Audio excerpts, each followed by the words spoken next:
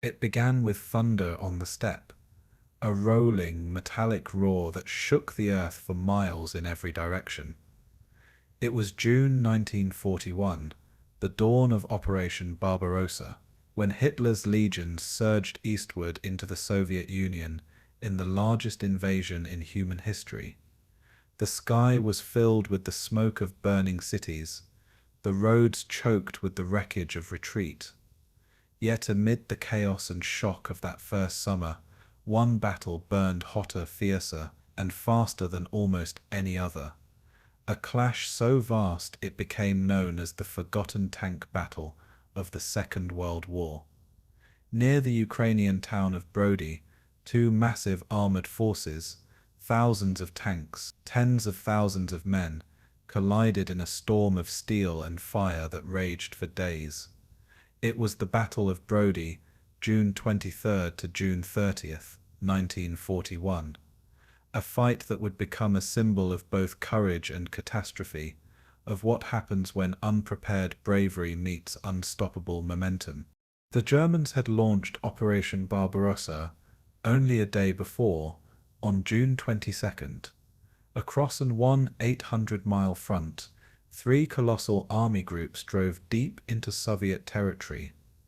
In the south, Army Group South, under Field Marshal Gerd von Rundstedt, advanced from occupied Poland toward Ukraine, supported by General Ewald von Kleist's 1st Panzer Group, an elite armored spearhead of over 600 tanks. Their mission was clear: drive east, capture the rich farmlands of Ukraine, and destroy the Soviet forces guarding the frontier. The German blitzkrieg, honed in France and the Low Countries, was an art form by now: fast, coordinated, devastating. It relied on mobility, air supremacy, and shock. But what the Germans did not expect was that near the city of Lviv, the Red Army had gathered one of the largest concentrations of armor in the world. Waiting for them were the tanks of the Soviet Southwestern Front, commanded by Mikhail Kurpanus. It was the greatest armored confrontation in history up to that point, a duel of giants, fought before anyone could comprehend its scale. The Soviet tanks included the formidable KV-1 and the revolutionary T-34, machines so advanced they were almost alien to the Germans. Their sloped armor, heavy guns, and thick plating could shrug off most German shells. On paper, the Red Army held a clear advantage. But on the battlefield, war is never fought on paper. The Soviet forces were disorganized, their command structure crippled by Stalin's purges, their radios scarce, their logistics chaotic. Orders were contradictory, supplies of fuel and ammunition were short. Still, when reports reached Kurpanus that German panzers had broken through toward Dubno and Brody, he ordered a massive counterattack, one of the largest armored offensives ever attempted. It would be a desperate effort to smash the German spearhead before it could encircle the Soviet front. What followed was chaos, a week of brutal close-range combat fought across rolling hills, forests, and villages, where control of the battlefield changed by the hour. On June 23rd, the Soviet 8th, 9th, 15th, 19th, and 22nd Mechanized Corps moved west to engage the enemy. The fighting quickly dissolved into confusion.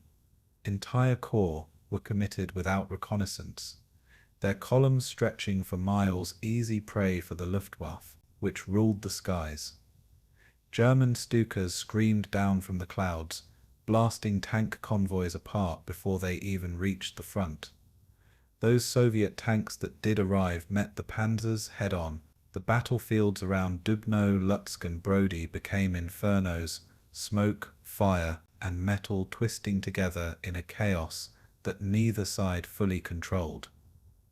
The Germans, though outnumbered nearly 5-1, had superior coordination, radio communication, and tactics.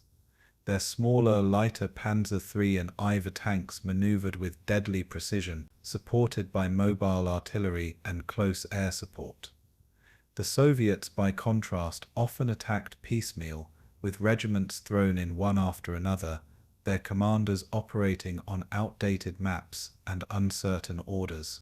Yet, despite the confusion, the Red Army fought with astonishing ferocity. Soviet crews rammed German tanks when their guns failed. KV-1 say withstood direct hits that would have obliterated any other machine. T-34 say, though new and few, terrified the German tankers, their shells bouncing harmlessly off armor that no German gun could pierce at long range. In places like Rovno and Berestechko, entire German columns were briefly surrounded, fighting for survival as Soviet armor closed in from all sides. The fields turned to graveyards of metal, burning hulks scattered across the landscape, their crews still inside. But for every German tank destroyed, 2, sometimes 3, Soviet tanks were lost, not to enemy fire, but to breakdowns, fuel shortages, or lack of coordination. The Soviet counterattack was heroic, but uncoordinated, too large, too late, and too chaotic to achieve its aim. By June 29th, the momentum had shifted irreversibly. German panzers, guided by radio and supported by the Luftwaffe, began to encircle the exhausted Soviet forces. The mechanized corps, drained of fuel and ammunition, were cut off from supply lines. Entire divisions were trapped in pockets near Brody and Dubno, where they fought to the last shell. The roads were clogged with burning wrecks, columns of tanks immobilized, crews fighting on foot. Those who tried to retreat found themselves under constant air attack. The once mighty armored counteroffensive collapsed into fragments.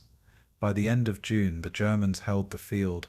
Of the 3,000 Soviet tanks committed, fewer than 800 escaped the destruction. The Germans lost only around 200.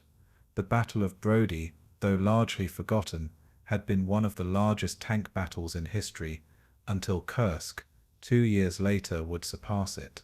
For the Soviet Union, the defeat was devastating.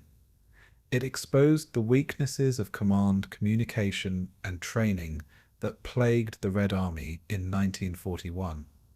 But it also revealed something else, a resilience that would grow stronger with each passing month. Even in the face of encirclement, confusion, and slaughter, Soviet soldiers fought with a ferocity that stunned their enemies. For the Germans, Brody was both a triumph and a warning. Their blitzkrieg had prevailed again, but at a cost of exhaustion and delay. The Soviet armor, though beaten, had shown its potential. The T-34 and KV-1 had proven themselves formidable. And though the Red Army had been shattered in Ukraine, the seeds of future revenge had been sown. The Battle of Brody was a tragedy, buried in the larger chaos of Operation Barbarossa, overshadowed by later, more famous battles. Yet it was here, in those first desperate days of the war in the East, that the Soviet Union began to learn how to fight the war it would ultimately win. It was a story of courage without victory, of sacrifice without recognition. A forgotten inferno that marked the beginning of a long, bloody road to redemption. Today, the fields around Brody are peaceful. The grass grows over the rusted hulks of tanks, still buried beneath the soil, their crews long gone but not forgotten. The silence of the Ukrainian countryside hides the memory of one of history's greatest armored clashes, a battle fought with desperation and defiance under the burning summer sun. Tonight we return to those smoke-filled plains, to the roar of engines, the screams of Stukas, and the courage of men who fought against impossible odds. This is the entire history of the Battle of Brody, the forgotten tank clash of World War II, where steel met steel, where bravery met futility, and where the fire that would one day consume the Eastern Front was first lit. The summer of 1941 began with a deceptive gentleness over Western Ukraine. The air was warm but not heavy, the mornings filled with the hum of bees and the soft rustle of wheat bending beneath the breeze.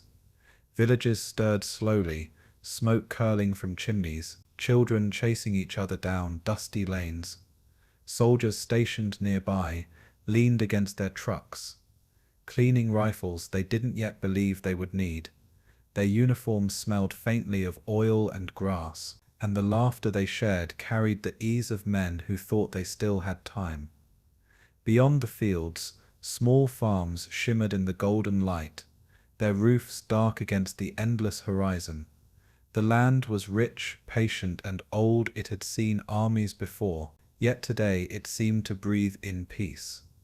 Carts creaked along roads lined with poplar trees, and birds traced wide circles over the still rivers. The world seemed endless, as if this calm could last forever. And yet somewhere beyond that horizon, engines were already stirring awake. In garrison towns like Brody and Dubno, soldiers of the Red Army passed long afternoons beneath the trees. They played cards, polished boots, and watched the sun dip behind the roofs. Many were barely men, 19, 20, their laughter unscarred by fear. Some wrote letters home about quiet postings and generous canteens, their words filled with the hope that the world had calmed since the Great War. Their officers too found comfort in stillness, though they knew how fragile it was. Reports had been coming from the west, fragments of information carried on uneasy winds. Still the routines continued, drills at dawn, songs at dusk, and the slow turning of calendar pages. The barracks smelled of soap and tobacco, not of worry. And yet even in laughter there was a strange awareness, a sense that this quiet was only a pause in something vast and unseen. The nights were softer still.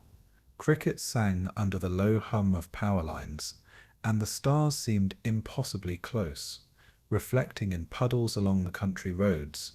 In farmhouses, candles burned low beside icons. The old prayers murmured more from habit than fear. Dogs barked at passing shapes, then lay down again, lulled by the stillness. Soldiers on night watch leaned on their rifles and gazed toward the west, seeing only darkness and hearing only their own breath. The smell of rain drifted from far away, mingled with the faint tang of fuel from the motor pools. There was a beauty to that darkness, a peace that pressed against the heart. Even the railway stations fell silent, their clocks ticking softly over empty platforms. For a moment the whole land seemed suspended between one heartbeat and the next. It was as if time itself hesitated before stepping forward, and in that hesitation the night deepened into something both endless and fragile. Morning came with a softness that felt eternal. Dew glistened on tank tracks and grass alike, as though the land itself had been polished overnight. Crows lifted from the fields in slow arcs, and somewhere a gramophone played a love song from Moscow. The soldiers stretched, washed their faces, and prepared for another ordinary day. There was talk of harvests, of home, of the small comforts that keep men human. A few glanced west, shading their eyes, but saw nothing more than mist. The sound of engines far away was mistaken for thunder, and the world kept moving at its calm, patient rhythm. Horses snorted, wagons rattled, and smoke rose gently from breakfast fires. It was a day so ordinary it felt immune to history. And yet, even as it unfolded, history was already on its way. In the villages, women baked bread while their husbands mended fences and watched the skies. Children splashed in creeks and picked wildflowers, their laughter floating through the air like drifting pollen. The river near Dubno flowed quietly, carrying with it reflections of birch trees and broken bridges from older wars.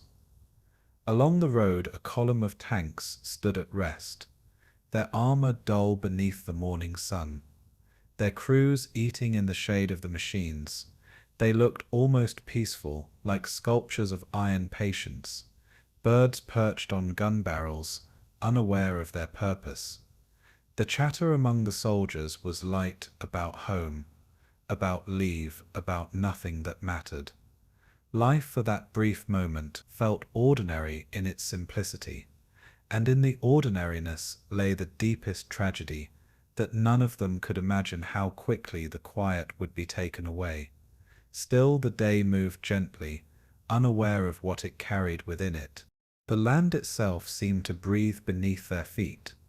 Hills rolled like waves turned to soil, and forests stood in ancient stillness, their branches whispering stories of empires long gone. Every blade of grass had seen armies before, but memory fades, and the earth had learned how to heal. Villagers believed in that healing, that whatever storms came would pass as others had. The roads were old Roman veins, the rivers even older, and both had carried more than men could ever remember. The War of 1914 still lived in the elders' stories, yet those stories had grown distant, almost mythical. Now the world seemed at peace again, as if the past had been forgiven. Only the silence was too perfect, too measured, too deep. Beneath it, something vast and cold was moving. The earth knew even if the people did not. Far to the west, on the other side of invisible borders, another silence gathered. The silence before the storm. Thousands of engines waited, their steel skins reflecting the same dawn that shone over the Ukrainian fields. The men who stood beside them were quiet too, listening, waiting for a word that would change everything. The horizon, once wide and gentle, now held secrets it could no longer keep. But here in this final morning of peace, no one yet knew. The birds still sang, the wind still smelled of wheat and summer rain, and the world still belonged to those who dreamed. A soldier near Brody looked up at the sky, thinking only of home, and smiled. That smile would vanish soon, though not in anger or fear, simply in the passing of time. The quiet stretched a little longer, unwilling to break. And then, in the distance, something began to move, softly, steadily, like a heartbeat returning to life. Before dawn, the western horizon began to hum. It was not thunder, though it rolled like distant weather. It was not wind, though it seemed to move through the trees. It was the murmur of engines waking after a long sleep, deep and steady, a sound that seemed to come from the earth itself. Along roads that once carried peasants and traders, thousands of machines waited in rows, their cold metal breathing in the faint mist. Men moved among them, wordless, tightening straps, checking maps, rubbing warmth into gloved hands. There was discipline in their silence, the stillness before movement, the calm of something immense preparing to unfold. Horses shifted nervously at the edge of forests, sensing what men could not yet admit. The air smelled of oil and dew, a strange mixture of nature and machine. Across miles of countryside, that faint hum grew almost imperceptibly louder, like a secret being whispered from one field to the next. And somewhere beyond that silence, the whisper began to take shape. The German 1st Panzer Group stretched across the landscape, like a river of steel, its flow invisible in the half-light. Tank commanders leaned over maps illuminated by small lamps, tracing routes that curved east toward names unfamiliar to them. Brody, Dubno, Lutsk. They had been told the roads would be rough, the resistance uncertain, the mission decisive. Orders had come from far above, where maps were clean and intentions pure. Down here among mud and breath, it all felt heavier, more human. The men smoked quietly, their faces pale in the growing dawn, their thoughts unspoken but shared. Some believed the war would be over by Christmas, others believed only in the next order. The weight of fuel cans, the smell of gasoline, and the rumble of distant trucks became the rhythm of waiting. Everything was ready, but still no one moved. And so the whisper lingered, patient and low, holding the world in its breath. Farther west, in occupied Poland, the supply convoys were already on the move. Lines of vehicles wound through forests still heavy with night mist, their headlights covered, their engines muffled. Drivers followed faint glows ahead of them, trusting instinct and orders more than sight. The sound was not yet a roar, but a steady pulse, the quiet heart of an advancing army. Mechanics leaned from half-open trucks, listening for misfires, adjusting levers, tending to their machines like doctors to sleeping giants. The rhythm of engines became a kind of lullaby, soothing and relentless. Somewhere above, nightingales still sang, unaware that this would be their last calm morning for a long while. The road dust rose and drifted like pale smoke, vanishing into darkness. The world was still half asleep, and the soldiers were moving through its dreams, and from those dreams the war began to stir awake. At the edges of villages, the first signs of movement appeared. Faint lights flickering behind barn doors, the creak of a gate, the slow grind of treads turning. Farmers who rose early heard the low drone, and thought it was thunder from a far-off storm. Women drawing water from wells looked toward the west, and saw nothing but faint glows under the clouds. The wind had changed, carrying the dry scent of fuel instead of rain. Along one forgotten road, a child looked up from feeding chickens, and wondered why the ground trembled beneath bare feet. The question passed as quickly as it came, swallowed by morning.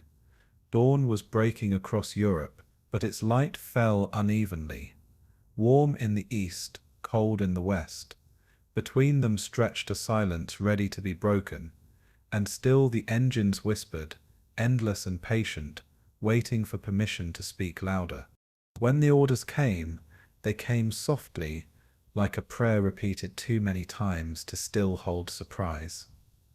Radios crackled with coded words, and men nodded, each understanding what they must do.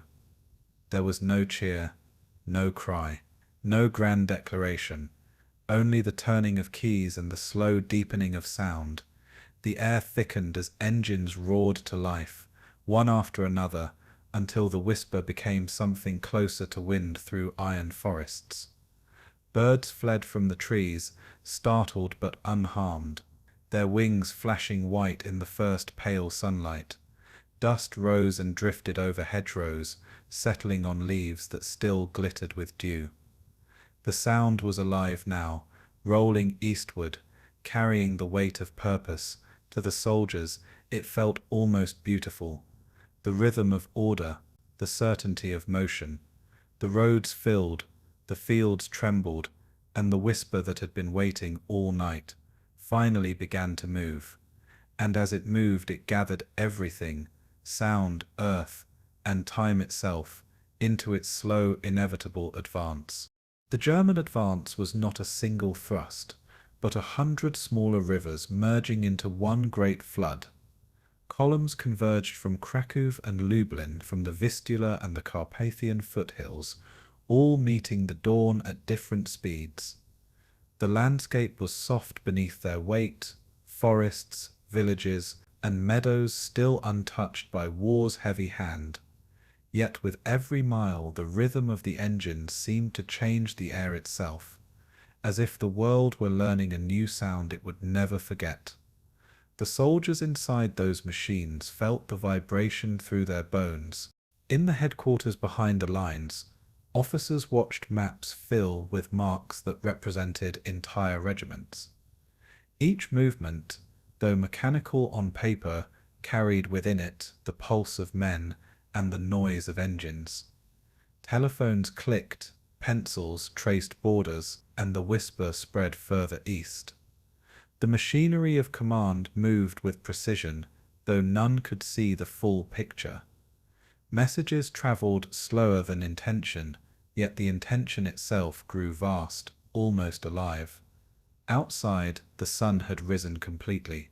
By midday, the whisper of engines had crossed into Ukraine, though no one there yet knew it. In the villages near Brody, the day passed like any other. The sound of insects, the smell of grass, the timeless peace of open sky. Yet somewhere beyond sight, the horizon had begun to hum. The sound rolled across the fields, faint but growing, like a storm seen from far away. Birds lifted, sensing the change long before men did. A shepherd on a hill looked up, shading his eyes, but saw only clouds gathering in the distance. The air was no longer the same. It carried a strange vibration, part thunder, part heartbeat. Everything still looked ordinary, but something beneath the surface had shifted forever. And in that uneasy stillness, the whisper became the promise of a roar that could not be stopped. The land between the rivers of western Ukraine had always been a meeting place.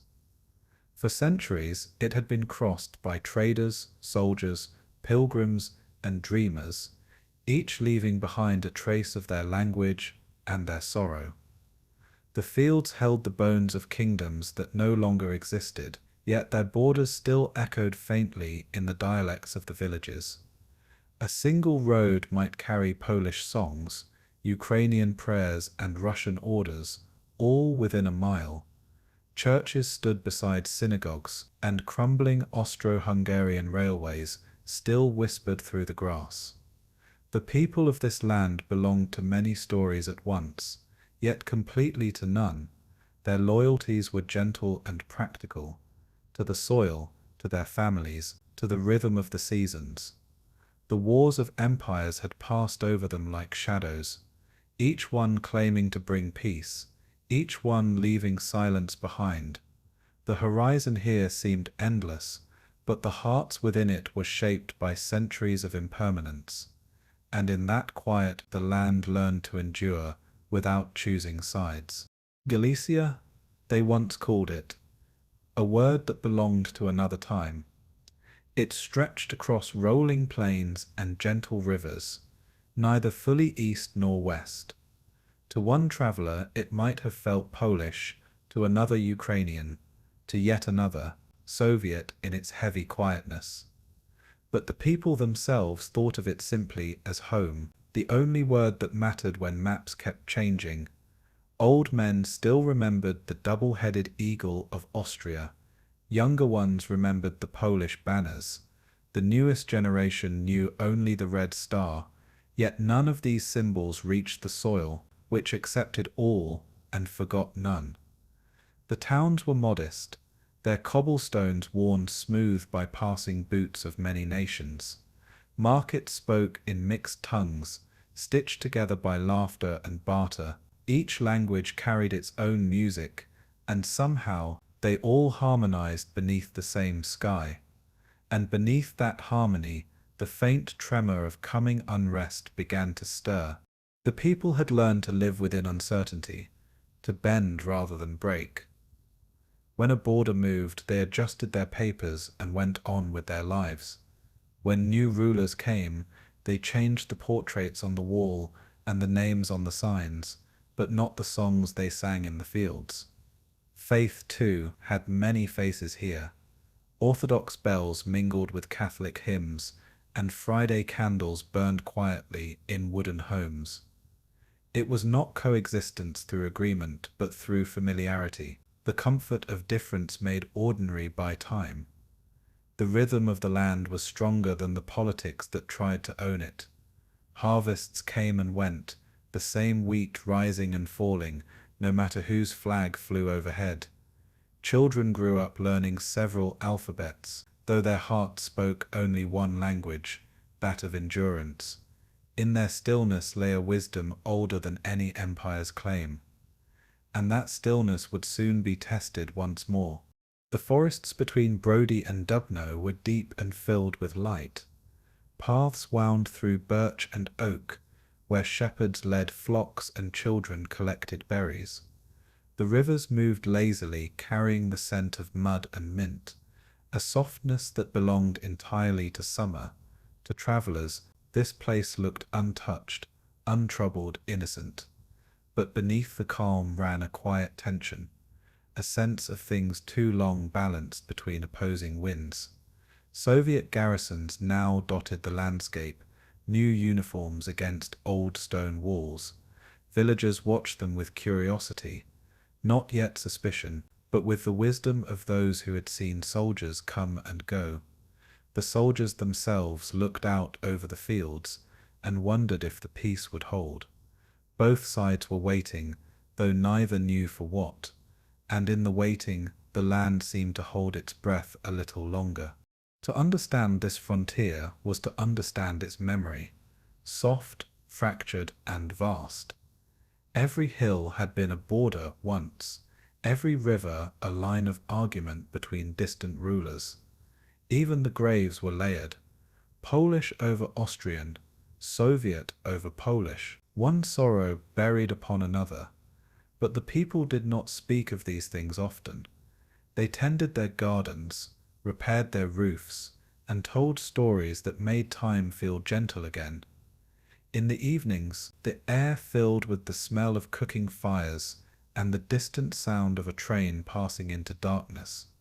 It was a place where the past was not forgotten, but folded quietly into the present, like a letter kept in an old drawer. The world beyond seemed distant, its noise softened by distance and memory.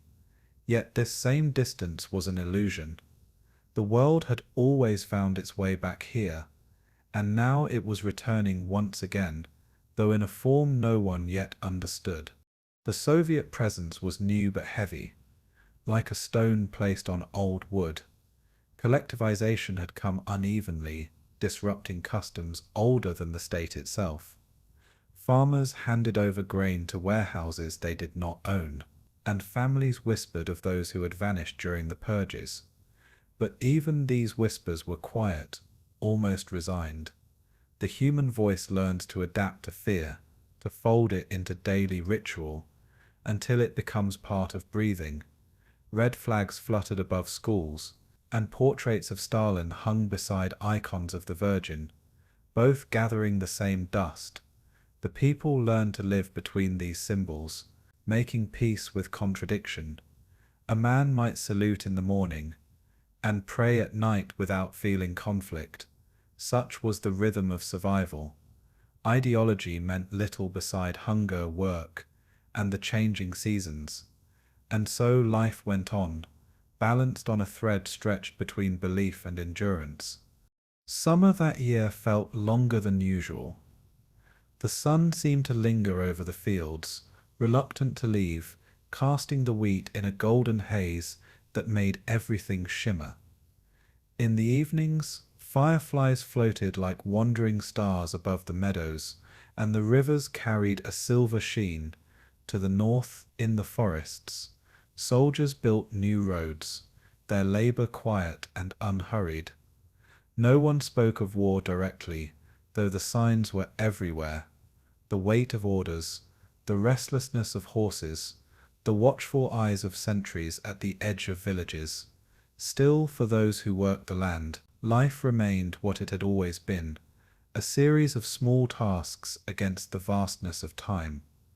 The soil was generous that year, and the crops grew tall, unaware of what wheels would soon roll over them.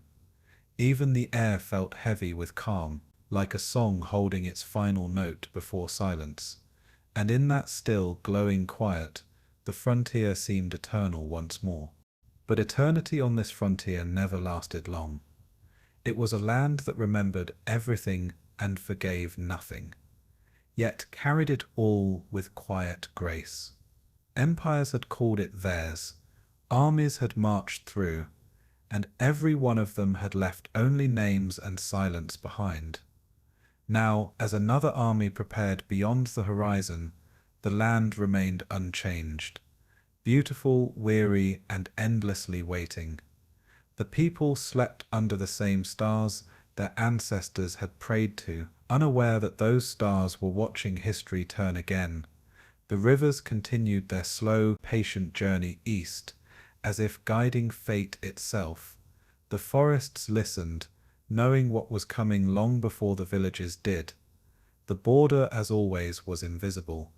Only the wind could tell where one world ended and another began. And beneath that wind the whisper of engines was growing louder, gently carrying us toward the next chapter. The morning briefings in both armies carried the same quiet weight of expectation, though each side read the day differently. In the west, German officers marked their maps with deliberate precision, the ink drying beside cups of cooling coffee. Their plans were drawn with a sense of clarity, a belief that movement alone would bring victory. Across the forests and rivers to the east, Soviet commanders gathered in dimly lit rooms heavy with tobacco smoke and fatigue. Orders arrived late, sometimes contradictory, written by hands too distant from the front to see the shifting truth. General Kirpinus listened in silence, his eyes drawn not to the maps, but to the faces of men who already sensed that they were blind. The army under him stretched wide, too wide, its parts uncertain whether they stood ready or already surrounded.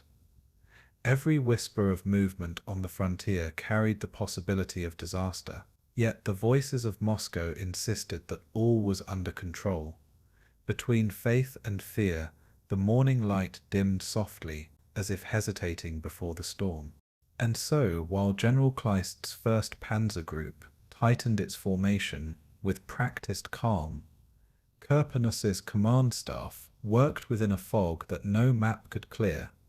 The German staff had rehearsed for this rhythm: movement, strike, encircle, each step part of a dance that had already devoured half of Europe. They trusted their reports, their communications, their machines. The Soviets trusted orders that came wrapped in ideology and silence. Radio sputtered with confusion, some divisions shifting east, others ordered west again, the front line moving like breath across the landscape. Beneath the administrative noise, men at every level sensed something immense pressing toward them, unseen but undeniable.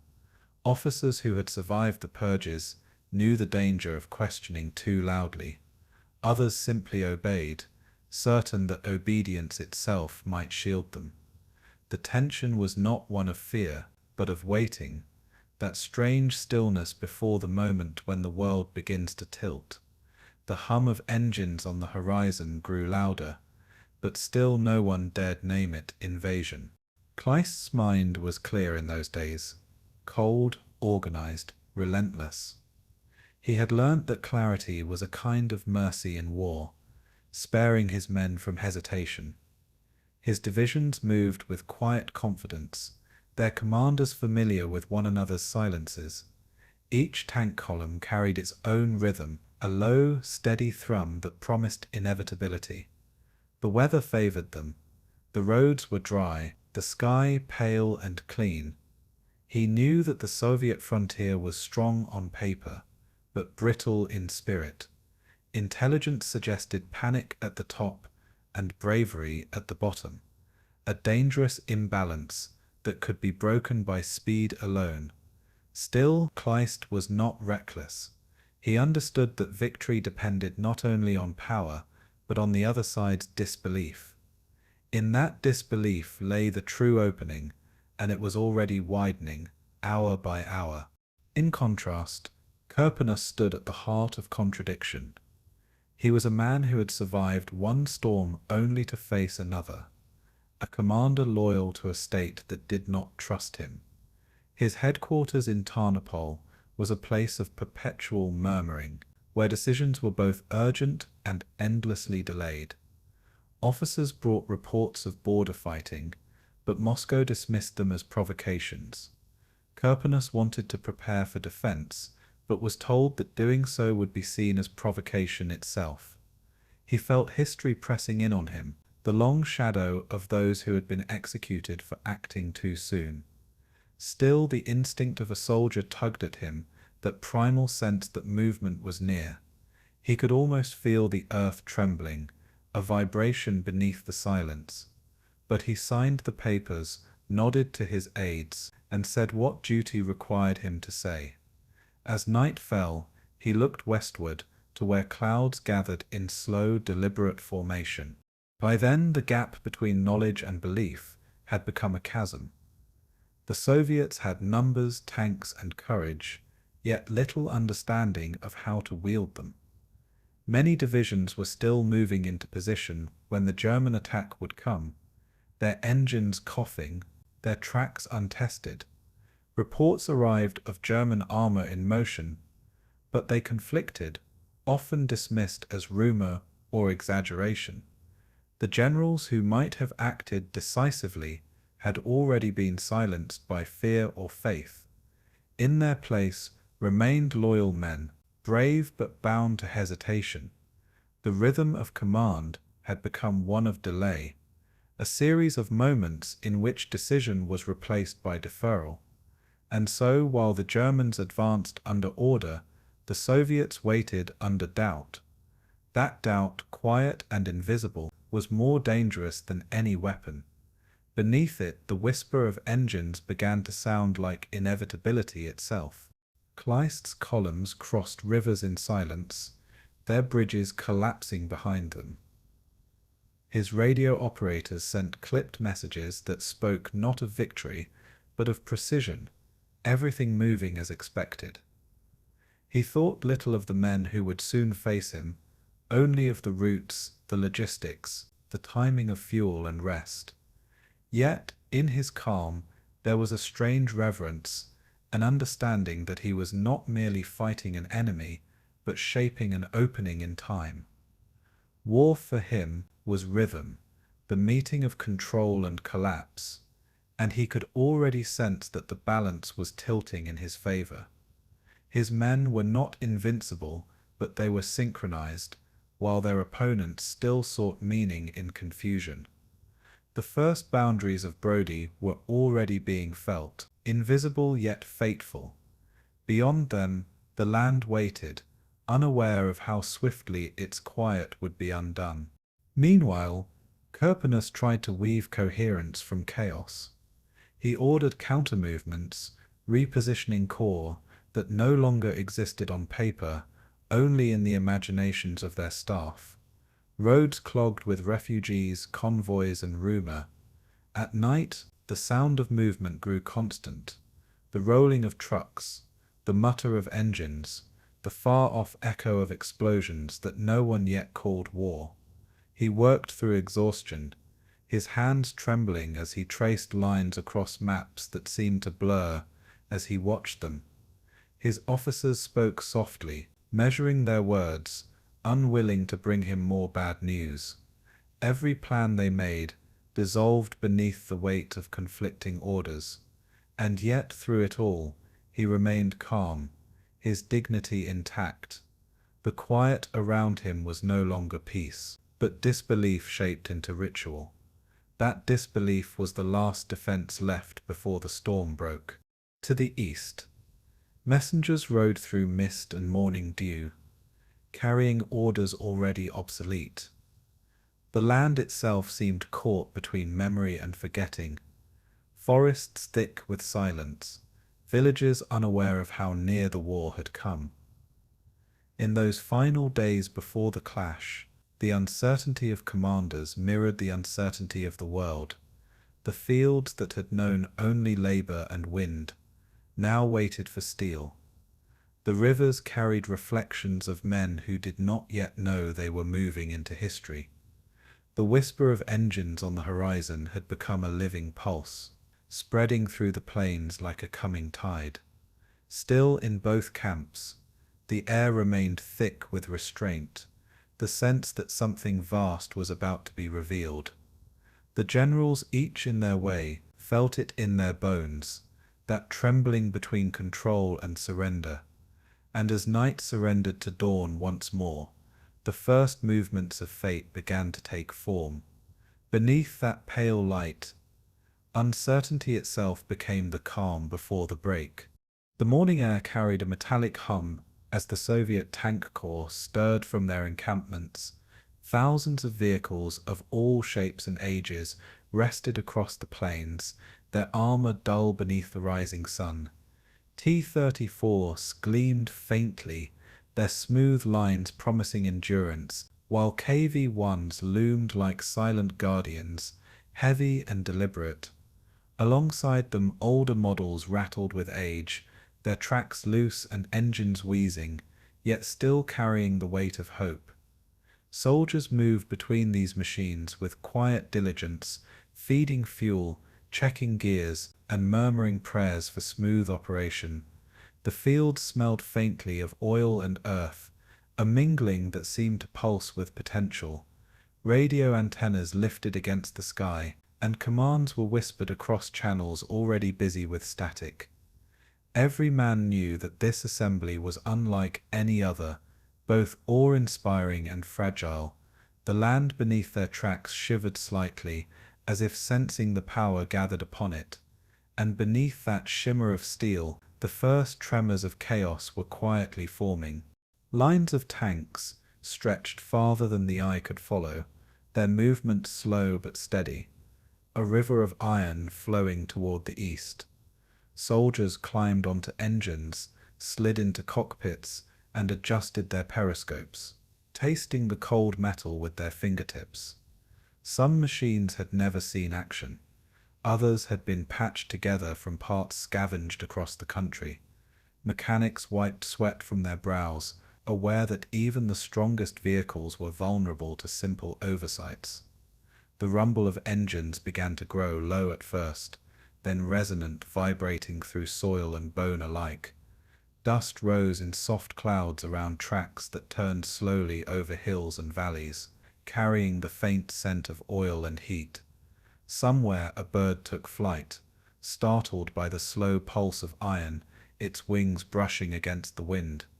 Every crew felt the weight of what they were carrying, the strange mix of pride and apprehension. And as the corps began to move in formation, the vastness of the effort was felt in the bones of the planes themselves. The landscape had never seen so many machines at once. Forests bowed under the sound of engines rumbling nearby, and rivers reflected their long, thin shapes like liquid steel.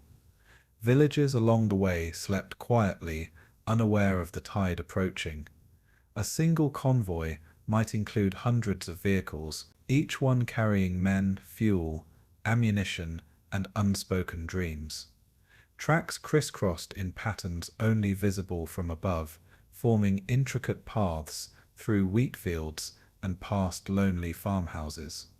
Soldiers spoke little, focusing on their duties, yet a shared excitement hummed beneath every gesture. The air smelled faintly of smoke, dust, and warmed metal, a reminder that even stillness in war has its own texture. Officers traced routes across maps, trying to measure time against distance and supply against need. The sheer scale of what had gathered was almost impossible to comprehend, and behind the beauty of that immensity, a delicate tension whispered of what might be lost before victory was found. Not all tanks were equal, and not all crews were confident. Some engines coughed and sputtered, refusing to start despite coaxing and coaxing. Others moved too smoothly, carrying their crews like silent phantoms, confident, yet unaware of unseen obstacles ahead. Communication wires tangled like roots beneath their feet, radios failing at crucial moments. Orders were given and sometimes lost, messages repeated in hope rather than certainty. Soldiers adjusted tracks, tested cannons, and murmured names of hometowns they feared they would not return to. The wind shifted, carrying dust into eyes and hair, mingling with sweat and oil. Even as the corps moved as one, fractures remained invisible, subtle and fragile. And yet in their imperfection, there was a strange elegance, the kind of rhythm only chaos itself can produce.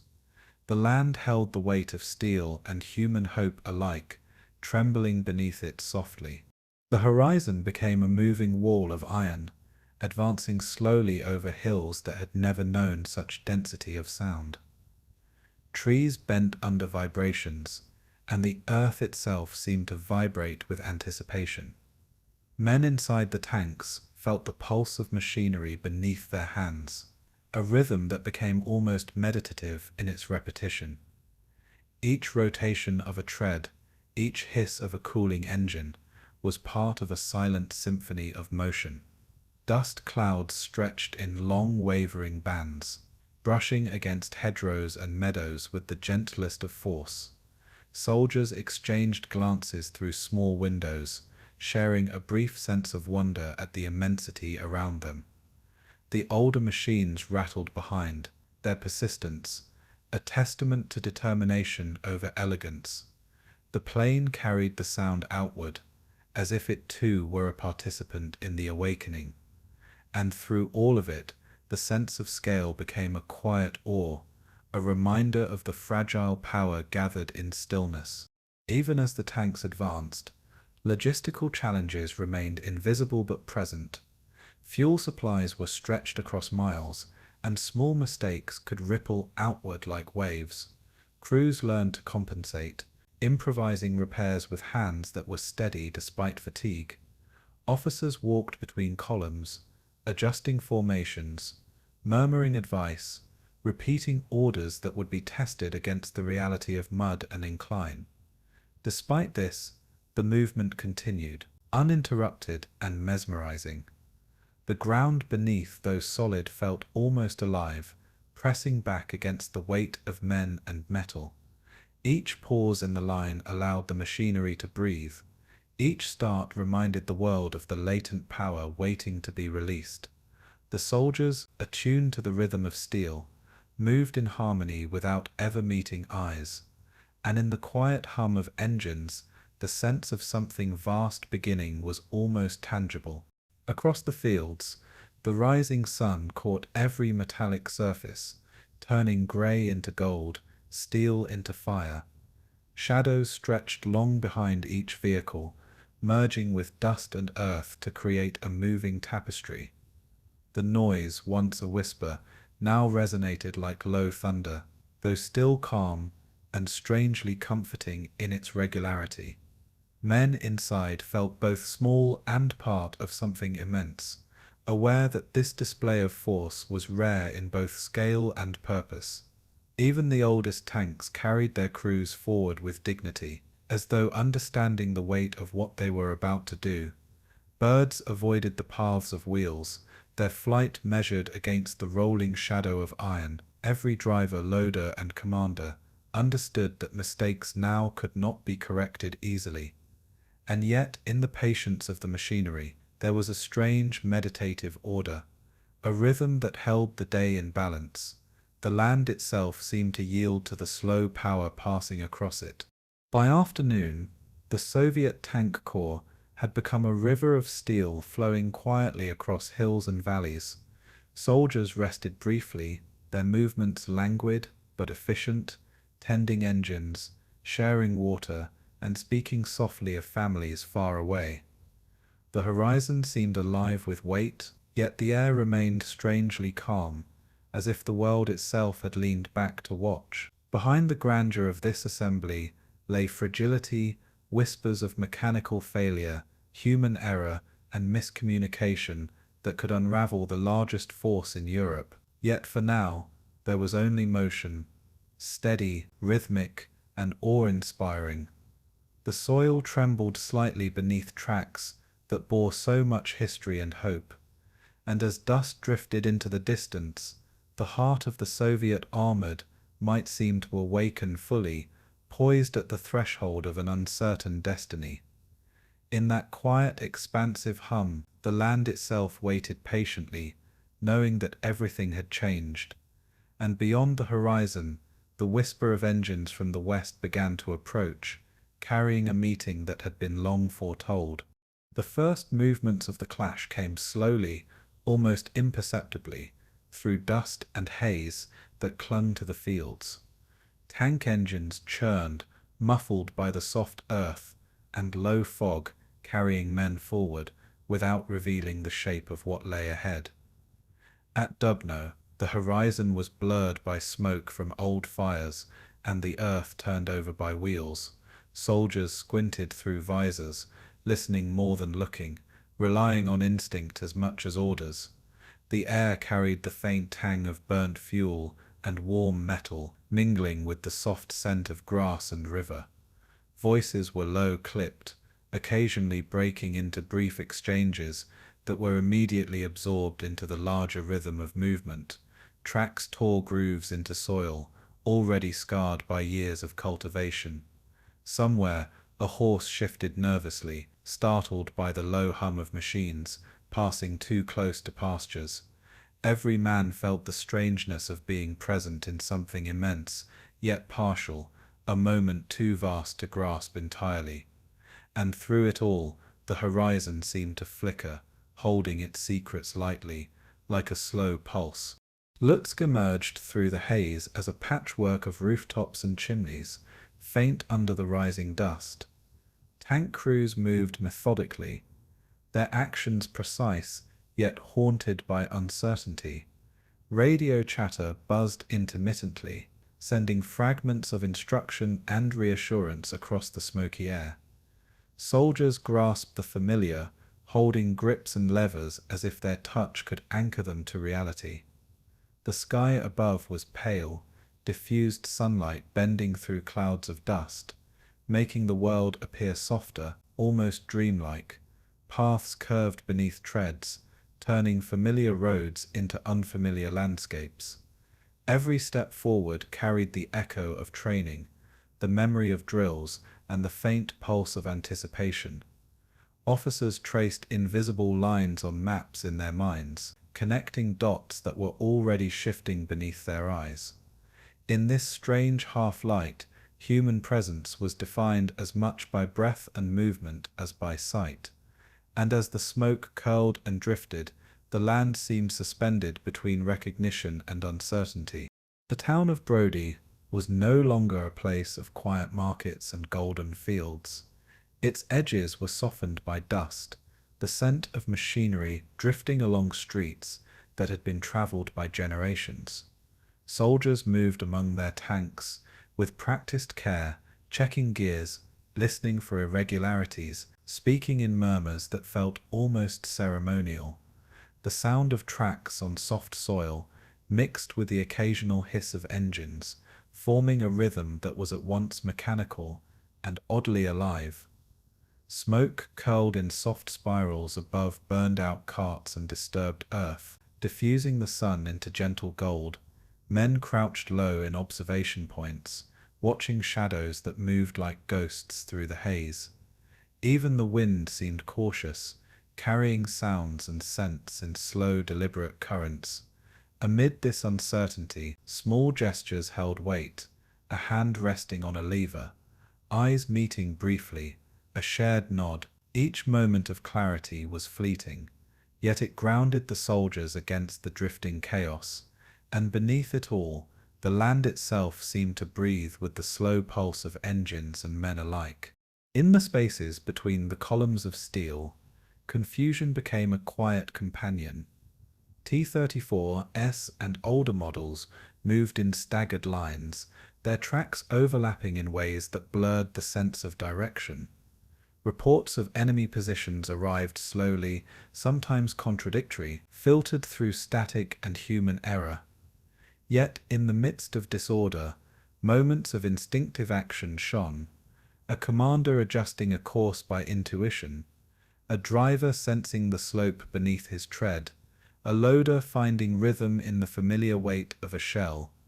Dust settled into eyes, ears, and the seams of uniforms, leaving everyone wrapped in a haze that dulled perception and sharpened focus simultaneously. Voices rose briefly to convey urgent messages, then fell back into low murmurs, absorbed again into the ongoing hum of motion. Fields became corridors, trees became markers, and rivers guided the flow of machines without protest. The world had narrowed, concentrated into the immediate tangible present, and as smoke drifted across the plains, the line between clarity and confusion grew thinner, stretching with each passing hour. Even as the tanks advanced, small human dramas persisted quietly alongside the machinery. A young driver hummed a tune remembered from home, the sound muffled by steel, but grounding him nonetheless. A commander traced a name carved into the wood of a hatch, thinking of the one who had written it there years ago. Mechanics worked silently, hands coated in oil, moving as if in meditation, correcting small faults that could ripple into catastrophe. The rhythm of these gestures, repeated across hundreds of men, became a quiet heartbeat within the broader machinery. Dust settled slowly over everything, muting color and hard edges, creating a soft, continuous haze. Birds sometimes broke from hedgerows, startled but unharmed, flitting briefly through sunlight and smoke. The horizon flickered between perception and imagination, shifting with each rise and fall of treads. And amidst this, the land retained its quiet patience, holding both humans and machines in an uneasy embrace. Tactically, the engagement was a series of overlapping motions, almost invisible at this scale. Tanks maneuvered in ways that were sometimes effective, sometimes hindered by terrain or miscommunication. Commands sent over radios arrived late or misheard, causing pauses and corrections. Yet there was a strange elegance in the unfolding, a slow choreography of metal and human decision. Dust clouds rose and drifted in long, soft curtains, giving fleeting glimpses of what lay beyond. Soldiers learned to navigate by instinct as much as instruction, feeling the slope of the ground, the weight of the vehicle, and the pulse of nearby engines. The fog of war was tangible, a substance that wrapped itself around men and machines alike. Within that fog, clarity was a rare and precious commodity. And as the hours passed, the smoke drifted further, carrying both promise and uncertainty across fields and villages. By late afternoon, the first engagement had settled into a rhythm of its own. Tanks moved slowly, cautiously, guided by instinct as much as plan. Smoke from small skirmishes mingled with dust from tracks, painting the horizon in muted shades of grey and gold. Soldiers adjusted constantly, checking instruments, responding to cues, repeating gestures that anchored them to the present. In rare moments, the mechanical and human blended seamlessly, a loader sliding into position, a driver reading a slope, a commander noticing a shadow that others missed. The world felt both vast and intimate, the plains stretched yet immediate, the horizon both distant and present. Even in the chaos, there was a sense of passage, of history unfolding one quiet moment at a time. And as the light softened, the smoke clung to trees, roads and rivers, preserving a strange, meditative calm. Nightfall brought a slow easing, though no one rested fully. Fires burned low in distant woods, sending smoke into a sky brushed with violet and amber. Soldiers leaned against tanks, tending instruments, sharing water, speaking softly of home. Tracks and wheels cooled, dust settled, and engines hummed quietly in their rest. The landscape, scarred but resilient, seemed to exhale, carrying the traces of movement gently into memory. There were no triumphs declared, no victories announced. Only the lingering sense of immense effort and fragile order. The horizon held its secret still, soft and wide, as if time itself had slowed to watch the land endure. And beneath the dim glow the smoke drifted onward, carrying both the past and the anticipation of tomorrow. The planes, machines, and men remained bound together, waiting for the next rhythm of movement. The sun rose over the plains, but its warmth felt different, muted by a hush that had settled across the columns. Where engines had hummed and treads had churned the earth, silence now lingered like a thick fog. Smoke drifted lazily from scattered patches, curling into the sky with a soft persistence, and the wind carried only the faint scent of metal and dust. Birds began to return, their tentative songs filling gaps left by the absence of motion, delicate notes against the emptiness. Tanks once flowing like rivers now rested in quiet disorder, their forms frozen as if carved from the haze itself. Soldiers moved cautiously, their gestures slow, almost reverent, tending what could be tended, noting what had been lost. The rhythm of war had paused here, replaced by an elegiac stillness that seemed to press against the earth itself. The horizon, once alive with motion, now held only memory, each shape softened by distance and smoke.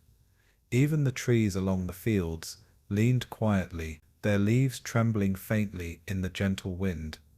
And in this silence, the land itself seemed to draw a deep breath, carrying everything forward in hushed reflection. Along the main roads, tracks had left their marks, like veins frozen in stone.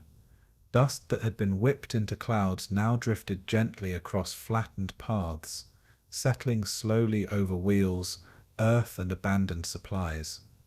The hum of engines was gone, replaced by a soft whisper of wind over the plains, brushing across the metal as if acknowledging it. Soldiers walked quietly between vehicles, their movements careful, measured, almost ceremonial, tending what could be saved, and cataloguing what had changed. The smell of oil lingered faintly, mingling with the earthy perfume of summer grasses, creating a memory that seemed suspended in time. Where tracks had pressed into mud, tiny sprouts already began to reclaim the soil, quiet proof that nature continued its slow, patient rhythm. Farther off, the smoke thinned into nothing, leaving faint grey traces across the horizon that seemed to echo the pause of men and machines.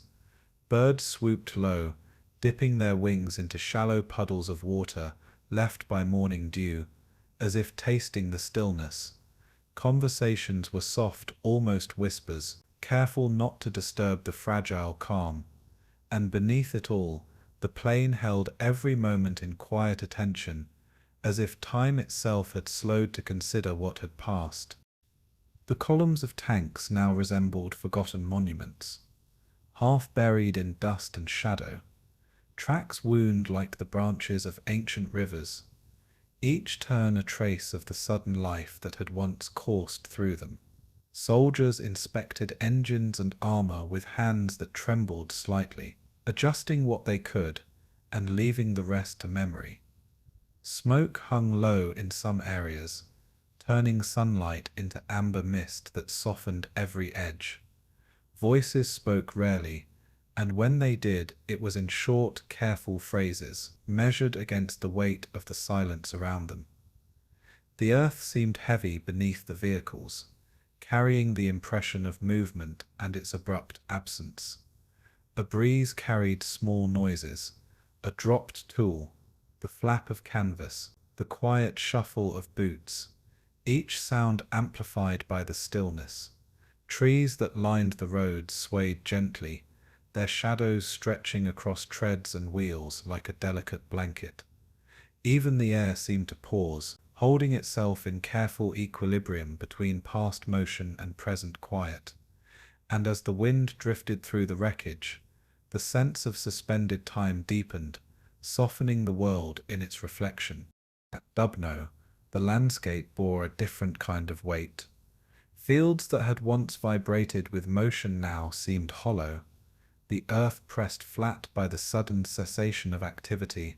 Tanks rested at odd angles, their shapes softened by heat waves rising from metal. Smoke spiraled from distant fires, diffusing sunlight into pale gold, giving the plain a painterly softness. Men walked slowly, noting positions and tracing memories of paths that had been followed only hours before. The air smelled faintly of dust and exhaust, a subtle reminder of what had moved and what had paused. Birds moved between treetops, curious and cautious, their wings brushing against the lingering haze. Each shadow seemed to stretch longer than natural, as if time had loosened its grip on the land. Soldiers paused at familiar markers, stones or trees, taking a quiet measure of continuity in the stillness. The plains listened, holding both humans and machines gently in its patient embrace, and as the sun climbed higher, the hush persisted, softening every detail into reflection. In Lutsk, the stillness carried a weight all its own. Streets and fields alike were muted, traces of activity pressed flat like impressions in wax. Soldiers traced over treads and tracks with slow precision, cataloguing their passage, and breathing in the quiet that had replaced motion. The wind whispered over the plains, carrying faint scents of earth, smoke, and oil that clung softly to uniforms. Birds dipped into streams, alighting with measured care, their small chirps threading delicately through the haze. The columns of tanks and vehicles rested in solemn arrangement, shapes softened by dust and sun. Even distant hills seemed slower, their curves lingering in the eye with unusual clarity. A few men paused, touching metal, brushing dirt from surfaces, perhaps trying to connect with the rhythm that had passed. And through it all, the land itself seemed to remember the passage of power, holding its echo in quiet patience. The smoke drifted lazily across the horizon, carrying both loss and reflection into the fading day. Among the forests and meadows, small movements were magnified by the sudden calm. Leaves rustled softly in places where heavy wheels had churned the soil moments before. Birds swooped into clearings, landing tentatively, their small motions bridging the gap between silence and memory. Soldiers moved with delicate care, adjusting equipment and attending to what could be maintained. The earth smelled of warm dust, softened metal, and the faint sweetness of disturbed grass. Shadows stretched longer as afternoon waned, draping vehicles and trees in gentle patterns that seemed almost deliberate. Conversations were brief, soft murmurs measured against the vast quiet around them. Even the distant rivers seemed slower, their surfaces reflecting a world paused, motionless and reflective. And through the air, the hush persisted, settling over men, machines and land like a slow, deliberate breath. By evening, the silence had become almost tangible. The smoke thinned into a gentle haze, the dust settling into every crease of the land. Soldiers paused beside engines, leaning lightly, speaking softly, their gestures reverent and precise.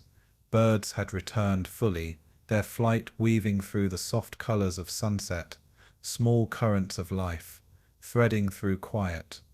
The plains themselves seemed to breathe, carrying the imprint of movement even in its absence. Each tank and vehicle rested like a sculpture, its presence recorded in memory and soil alike. Men whispered quietly, tracing routes on maps and in the mind, noting the strange peace that followed sudden chaos. The wind drifted slowly, moving between trees, wheels, and grass, carrying echoes of what had passed. And as night approached, the world felt balanced delicately between motion remembered and motion halted, an uneasy but beautiful calm settling over the land. Night deepened slowly, the hush of day giving way to softer shadows. Fires burned faintly in the distance, smoke drifting upward like pale ribbons against a darkening sky. Soldiers lay near vehicles tending quietly to engines and tools, speaking only when necessary, voices low and careful. The fields and forests seemed to exhale with the coming night, absorbing every trace of movement and leaving memory in its place. Stars reflected in pools of water, glittering faintly through the haze, small witnesses to the stillness below. Birds slept, and the wind whispered through the trees, brushing across metal and soil with gentleness. The horizon faded into deep blue and soft grey, contours softened by distance and reflection. Every remaining engine hummed faintly, almost like a heartbeat, yet it was a sound woven into the calm rather than piercing it, and beneath the sky the land carried itself in patient quiet, holding the memory of what had moved and what had paused, a gentle, enduring testament to stillness after storm. In quiet rooms far from the fields, commanders gathered around maps that stretched across tables like woven cloth. Inked lines traced rivers, forests, and roads, yet the lines often betrayed more hope than reality. Reports filtered in slowly, each one carrying fragments of truth, rumor, and assumption, layered like sediment across the paper. Officers leaned over compasses and markers, pointing with fingers that trembled slightly from fatigue or doubt. Outside, the wind pressed gently against windows, carrying the faint scent of grass and distant smoke from smoldering tracks. The maps promised clarity, yet every new report seemed to twist perception, reshaping the terrain in the mind more than on paper. Histories would later speak of massive tank victories and sweeping maneuvers, but in that moment uncertainty prevailed. The men trusted the maps, and yet each knew instinctively that the land rarely adhered fully to lines drawn in ink. The air held a soft stillness, punctuated by the quiet scratch of pencils and the murmur of low voices, and beneath it all, the weight of imagination and expectation hovered gently over the room. Stories began to take shape as officers traced paths that had only partially existed. Rumors of large enemy formations, exaggerated or misheard, filled the spaces between reports. Each map became both a tool and a mirror, reflecting what commanders wanted to see as much as what actually was. The room smelled faintly of paper, ink, and the subtle warmth of bodies leaning over the table. Men paused to sip tepid tea, letting the soft ritual calm their minds amid the shifting landscape of information. The clash of metal and engine noise from earlier hours seemed far away, softened by distance and time. Each narrative spun from partial evidence, small fragments sewn together, eventually forming a tapestry that was half truth, half legend. Even the most disciplined officers sometimes found themselves tracing imagined maneuvers with their fingertips. The boundary between reality and myth was thin, as fragile as the parchment under their hands. And as they worked, the land outside remained indifferent, holding its own quiet memory. Legends grew in the quiet hours between reports. Tales of heroic charges and miraculous escapes floated from one commander to another, becoming amplified with each retelling. A tank column thought lost might later be credited with sweeping through entire forests, though the records told only fragments of that journey. Voices were low and careful, yet each spoke with certainty, filling the room with the soft hum of shared belief. Outside, the trees bent in the gentle wind, as if listening to stories that were only partly true. Soldiers on the ground were reduced to shapes on paper, their movements abstracted into lines and symbols.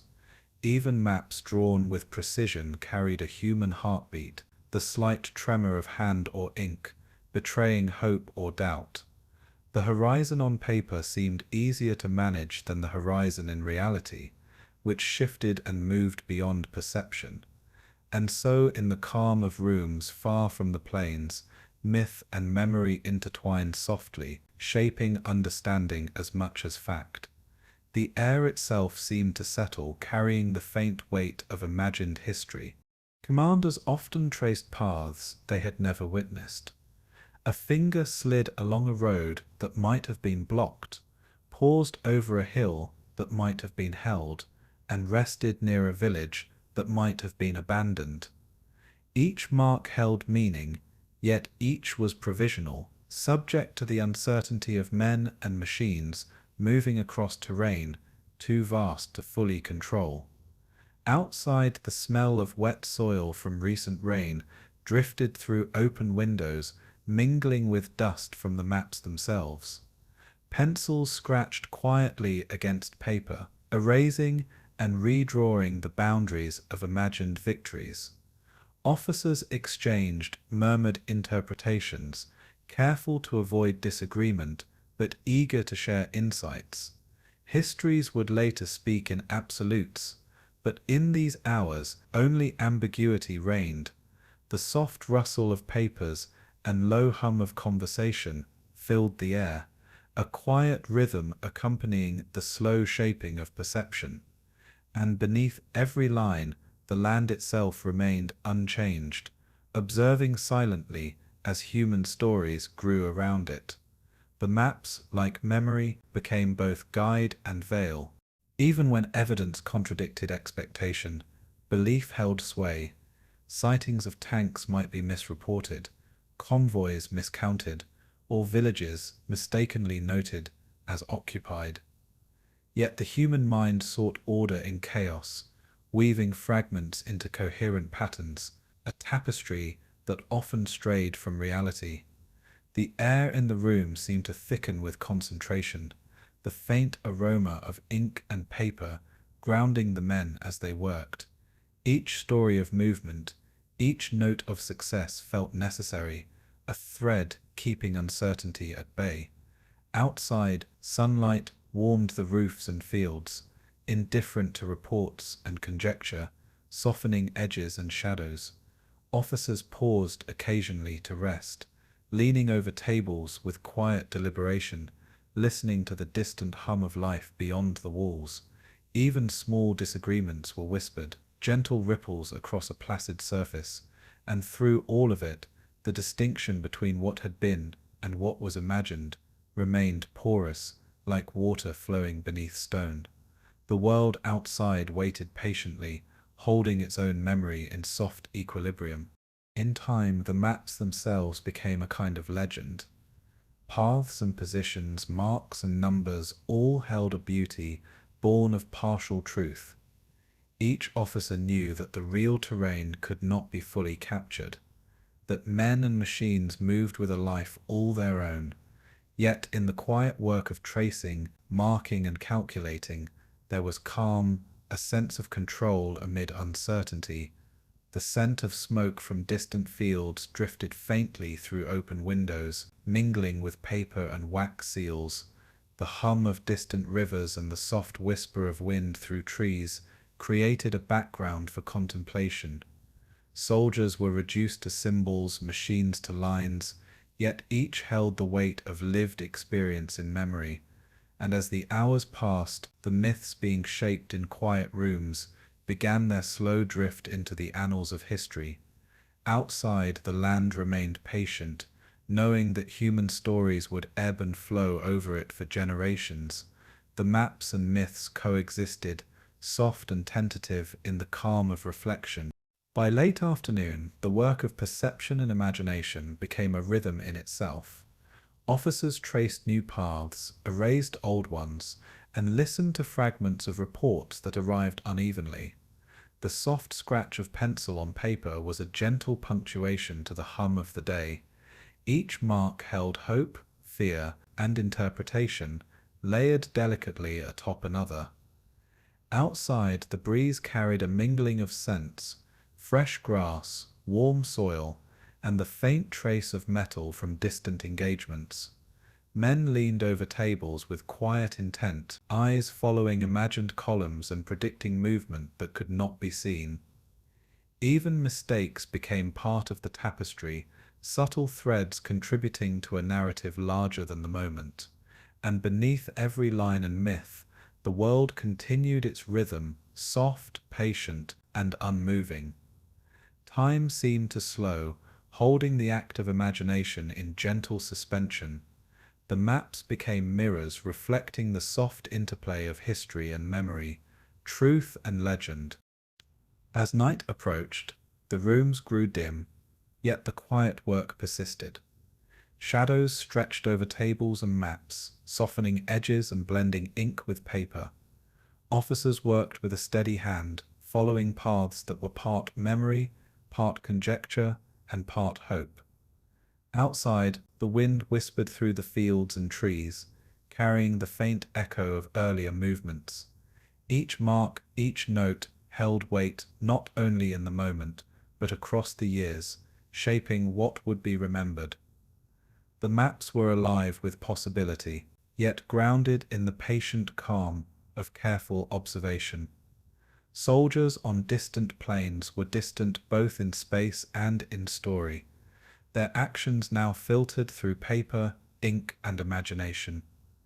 And as the night deepened, the balance between reality and myth rested lightly, suspended in the quiet, reflective glow of lamplight.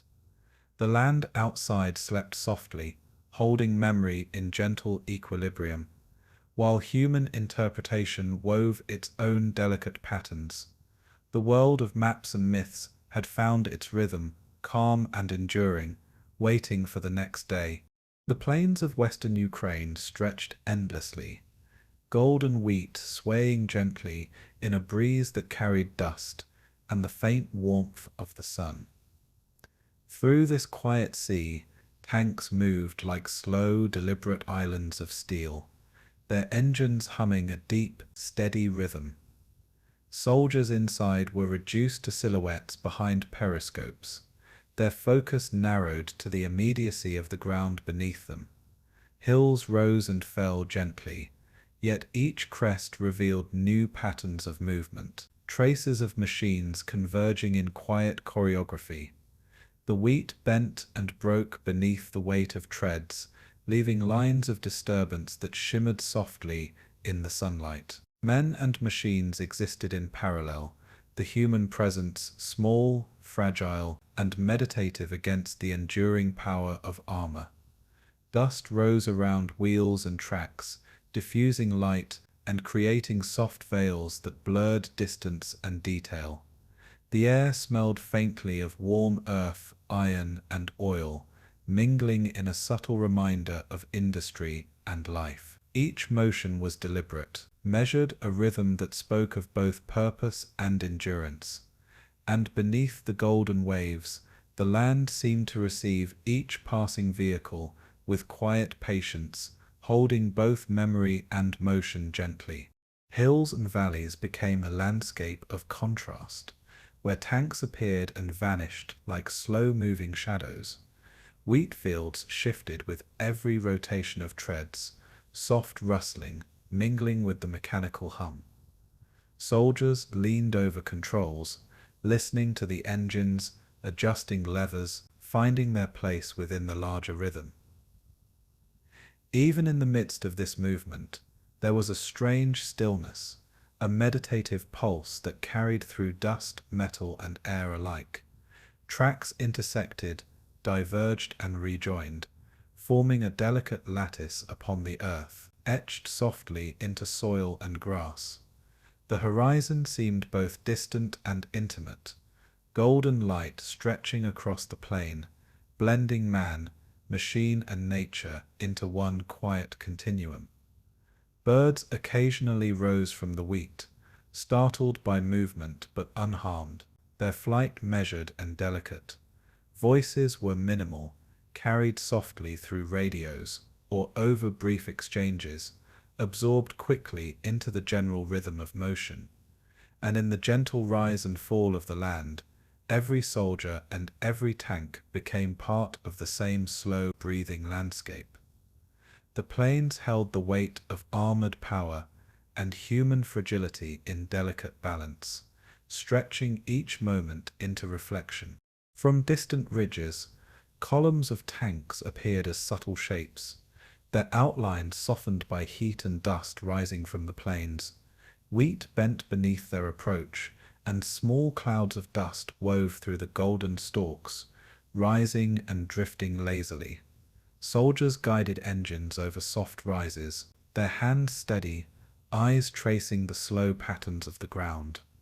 The mechanical hum merged with the whispering wind, creating a rhythm that was at once external and intimate, marking both passage and endurance. Shadows stretched long across flattened stalks, emphasizing the contrast between the permanence of steel and the transient human form. Every vehicle moved with gentle deliberation, its presence heavy yet calm, a meditation in motion. The air was faintly warm, carrying the sense of earth, metal, and sun-soaked grain, soft and grounding. Even small movements, the subtle tilt of a turret, the rotation of a track, felt amplified in the quiet expanses of field, and as columns converged and dispersed, the plains absorbed the motion like slow, deliberate breathing, carrying its echo forward. The golden landscape, resilient yet yielding, seemed to witness the interplay of power and human presence with serene patience. Men sometimes paused to adjust instruments or survey the land from their positions, brief moments of human clarity amid the rhythm of machines.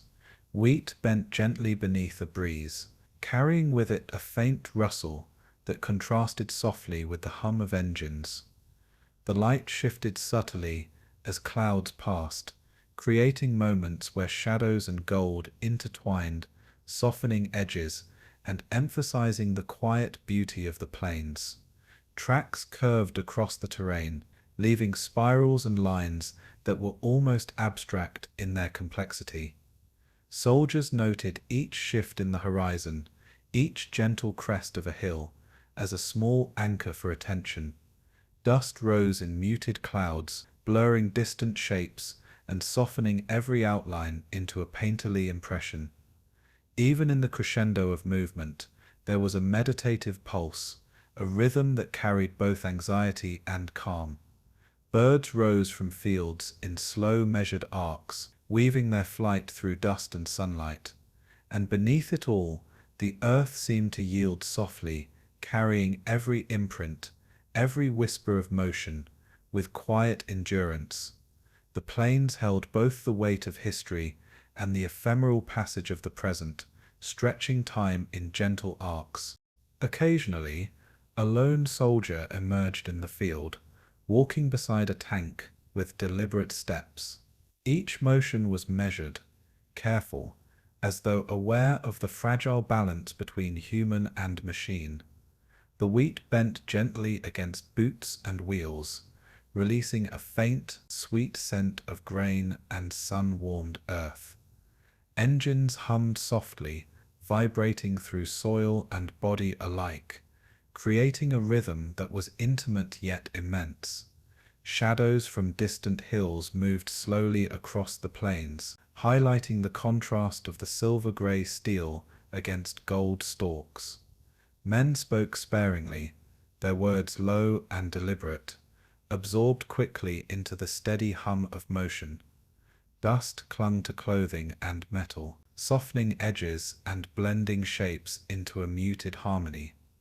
Every rising crest revealed new patterns, subtle shifts that could be understood only through attention and intuition. And as the sun began its slow descent, light softened further, casting long, gentle lines across the fields. The landscape held every presence, every movement in patient, reflective calm. Evening deepened slowly, casting golden shadows that moved like liquid across the plains. Tanks traced slow paths over hills, treads pressing into soil and wheat alike, leaving gentle impressions that would last beyond the day. Soldiers inside adjusted controls, listening to engines, feeling the slow pulse of metal beneath them. The air was soft and warm, carrying the faint scent of dust, oil, and sunlit wheat. Birds returned to hedgerows, their quiet wings brushing against the haze, threading small currents of life through the scene. The plains absorbed motion and memory equally, each imprint held lightly by soil and grass. Shadows lengthened, intertwining with the dust and steel, creating subtle contrasts that emphasized the calm resilience of the land. Every movement was deliberate, measured, a meditation that balanced power with human fragility. And as the horizon stretched in soft golden light, the interplay of machines, men, and earth seemed to pause in quiet reflection. The plains waited gently, holding both present and memory in serene equilibrium. By nightfall, the crescendo had softened into rhythm, engines reduced to murmurs, dust settling into furrows left by treads. Soldiers rested briefly within tanks, hands brushing against cool metal, faces turned toward stars that reflected faintly in pools of water. Wheat bent gently against the remaining breeze, releasing a subtle scent of earth and grain. The movement of machines slowed, yet the impression of their power lingered softly across hills and valleys. Shadows merged with the dim light of evening, creating shapes that were simultaneously solid and ethereal. Men whispered quietly, sharing observations and memories, their voices threads weaving through the hush. Even the horizon seemed softened, edges blurred by lingering dust and the calming warmth of the air. And in this meditative pause, the contrast of human frailty and armored presence felt complete, balanced in the enduring silence of land and wheat. The plains seemed to breathe slowly, embracing both power and vulnerability in gentle reflection. As night deepened fully, only the faintest hum of distant engines remained. Threads of motion stretched across darkened fields. The golden wheat became shadow. The hills curves of deep grey and black, soft under the stars. Soldiers rested, leaning lightly against machines, sharing quiet companionship or solitude, absorbed in the rhythm of the land. Dust settled fully, mingling with earth, oil, and the faint warmth of residual metal. Birds slept in trees and hedgerows, their soft breaths threaded through night air. The landscape held the imprint of every motion, every slow ascent over hills and through fields, preserved in quiet memory. Even the machines seemed to rest, metal cooling under the night sky, absorbed into the stillness of earth. Every shadow, every shape seemed softened by calm, carrying the weight of human and mechanical presence equally. And beneath the gentle pulse of night, the plains held themselves in patient balance, a testament to both endurance and quiet reflection. The wheatfields, steel and men were all part of the same serene rhythm, waiting for dawn's next whisper of motion. The plains stretched beneath a sky soft with cloud and light, but the rhythm of movement had shifted, slowed by the weight of attrition. Columns that had flowed like rivers of steel now faltered, gaps forming where coordination had dissolved into uncertainty. Soldiers leaned over controls, tracing paths they could no longer confirm, listening for the faint hum of engines that sometimes went quiet without warning. Dust rose from treads that still moved and settled over tracks that would not move again, a gentle veil softening every line and shape. The smell of warmed metal mingled with earth and faint smoke, carrying subtle reminders of effort, endurance, and quiet strain. Men whispered softly to each other, confirming positions and repeating orders that sometimes came too late. Lost in the expanse, hills and ridges caught faint shadows of motion, shapes that flickered and disappeared like memory itself. The air held tension not as a shout, but as a slow breathing pause, measured and persistent. Even as machines faltered, the land received every trace, every tremor of movement, and held it with quiet patience. And beneath the soft horizon, the story of the mechanized corps unfolded slowly, each moment fragile and luminous. Engines that had hummed steadily now coughed, their rhythm irregular, some ceasing entirely, leaving quiet patches across the plains.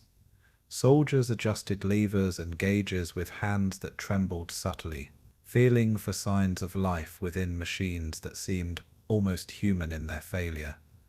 Tracks pressed into wheat and soil, leaving spirals and curves that marked paths once sure, but now tentative.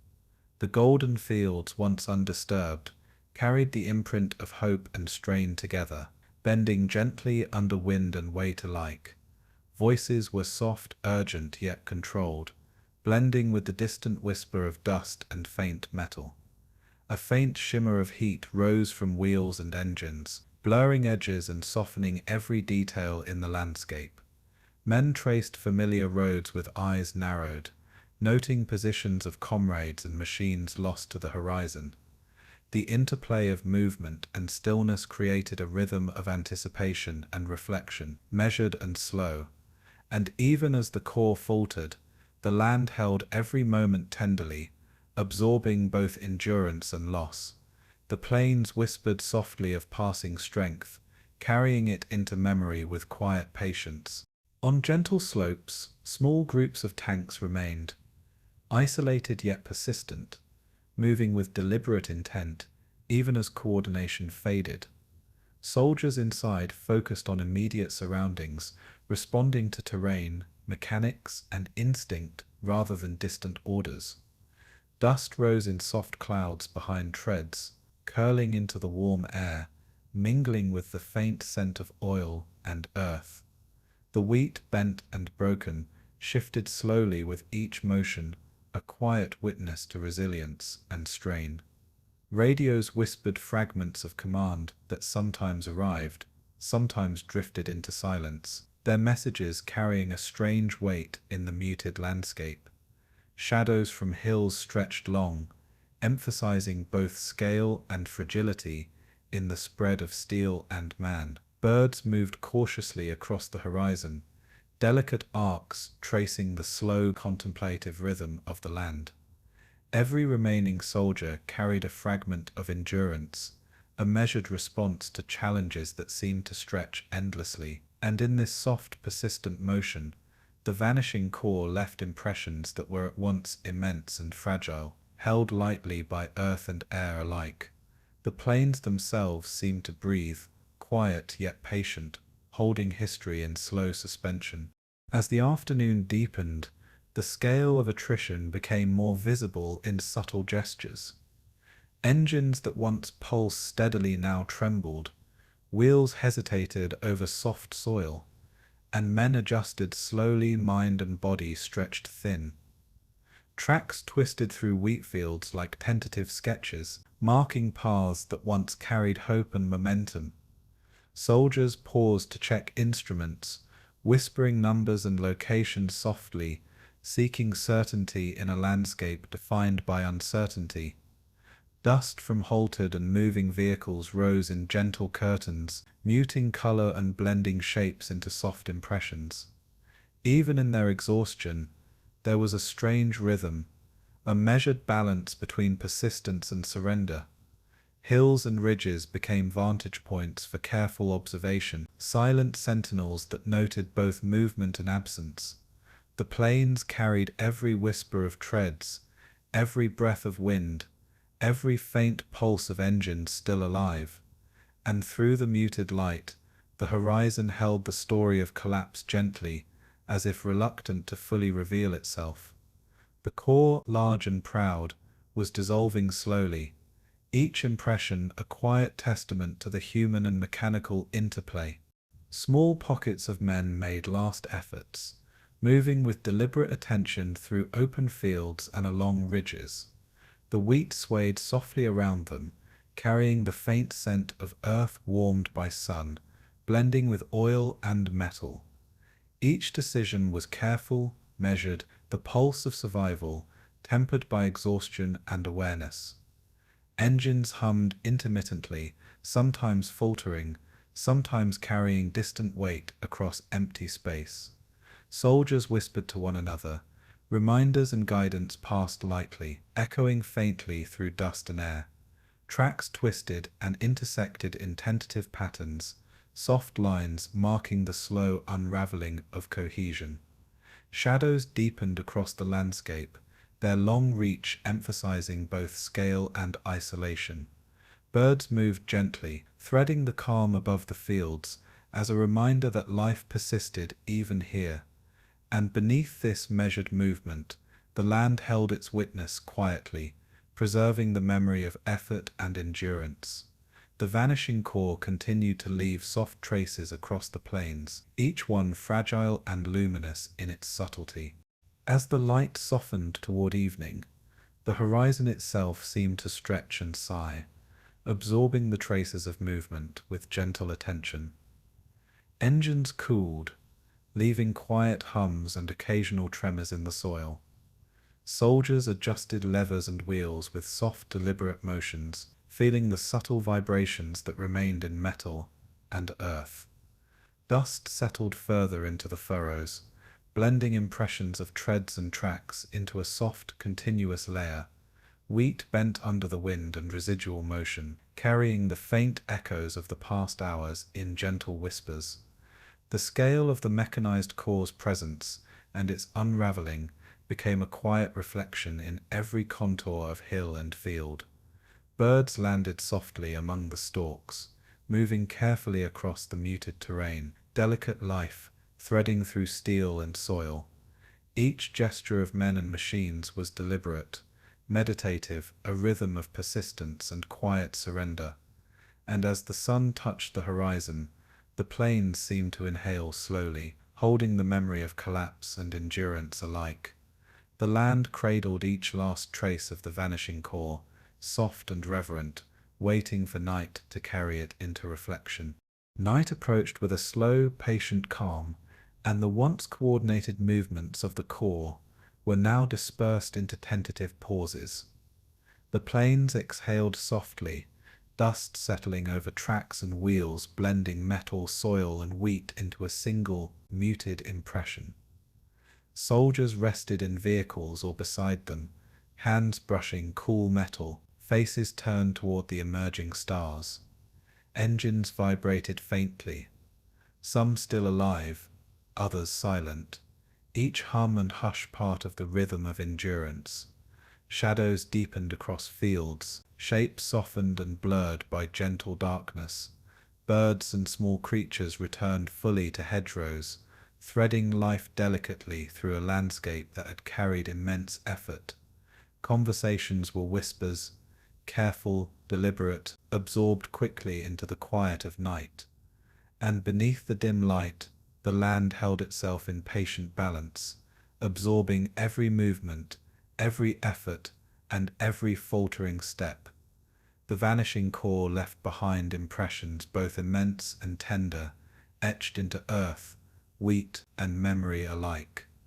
As darkness fully embraced the plains, silence settled, reflective and enduring, carrying the story gently into the next chapter of history. The road stretched eastward, a ribbon of grey dust and faded impressions through Wheatfields, now quiet and still. Remnants of the mechanized corps moved slowly, a procession of weary men and struggling machines, each step measured and deliberate. Tanks that had once thundered now trudged, engines groaning softly, some silent, abandoned in the warmth of late afternoon. Soldiers walked beside vehicles, hands brushing metal that had carried them this far, feeling the weight of motion and memory alike. Dust rose in thin, lazy spirals, soft against the pale sun, blending metal, earth and wheat into one muted rhythm. Voices were low, careful fragments of conversation carried across the hollows of the road and absorbed quickly by distance. Each bend revealed vehicles halted or stuck, reminders of journeys interrupted, effort spent and coordination lost. The air carried the faint scent of oil, earth, and warm wheat, mingling with the subtle presence of human fatigue. Even the horizon seemed slower, stretching patiently, a gentle witness to endurance and retreat. And beneath it all, the road held memory and motion alike, bending them softly into quiet reflection. Men moved alongside treads and wheels, pausing to adjust levers or check gauges, hands steady despite exhaustion. The hum of engines blended with the whisper of wind through wheat, creating a rhythm that was both meditative and poignant. Dust clung lightly to boots, uniforms and metal alike, softening outlines and muting color. Soldiers spoke in low murmurs, confirming paths and positions, voices absorbed into the expanse of plains and sky. Some leaned against vehicles for brief rest, feeling the gentle vibration of metal beneath tired hands.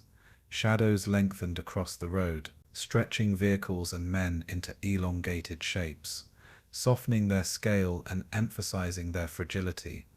The faint warmth of the sun settled over everything, highlighting dust, metal, and wheat with gentle clarity. Even abandoned vehicles carried quiet testimony of effort and endurance. Their presence felt, though unoccupied. Birds moved cautiously through the fields, threading life softly through the subdued scene. And as the road continued eastward, each step, each hum, each breath folded gently into the rhythm of retreat. Occasionally, soldiers paused to observe the land, tracing familiar hills and ridges that now seemed altered by absence and distance. The wheat swayed softly, brushing against boots and tracks, carrying with it a quiet reminder of continuity despite disruption. Engines murmured in uneven cadence, some hesitating, others silent, each sound measured against the slow rhythm of walking feet.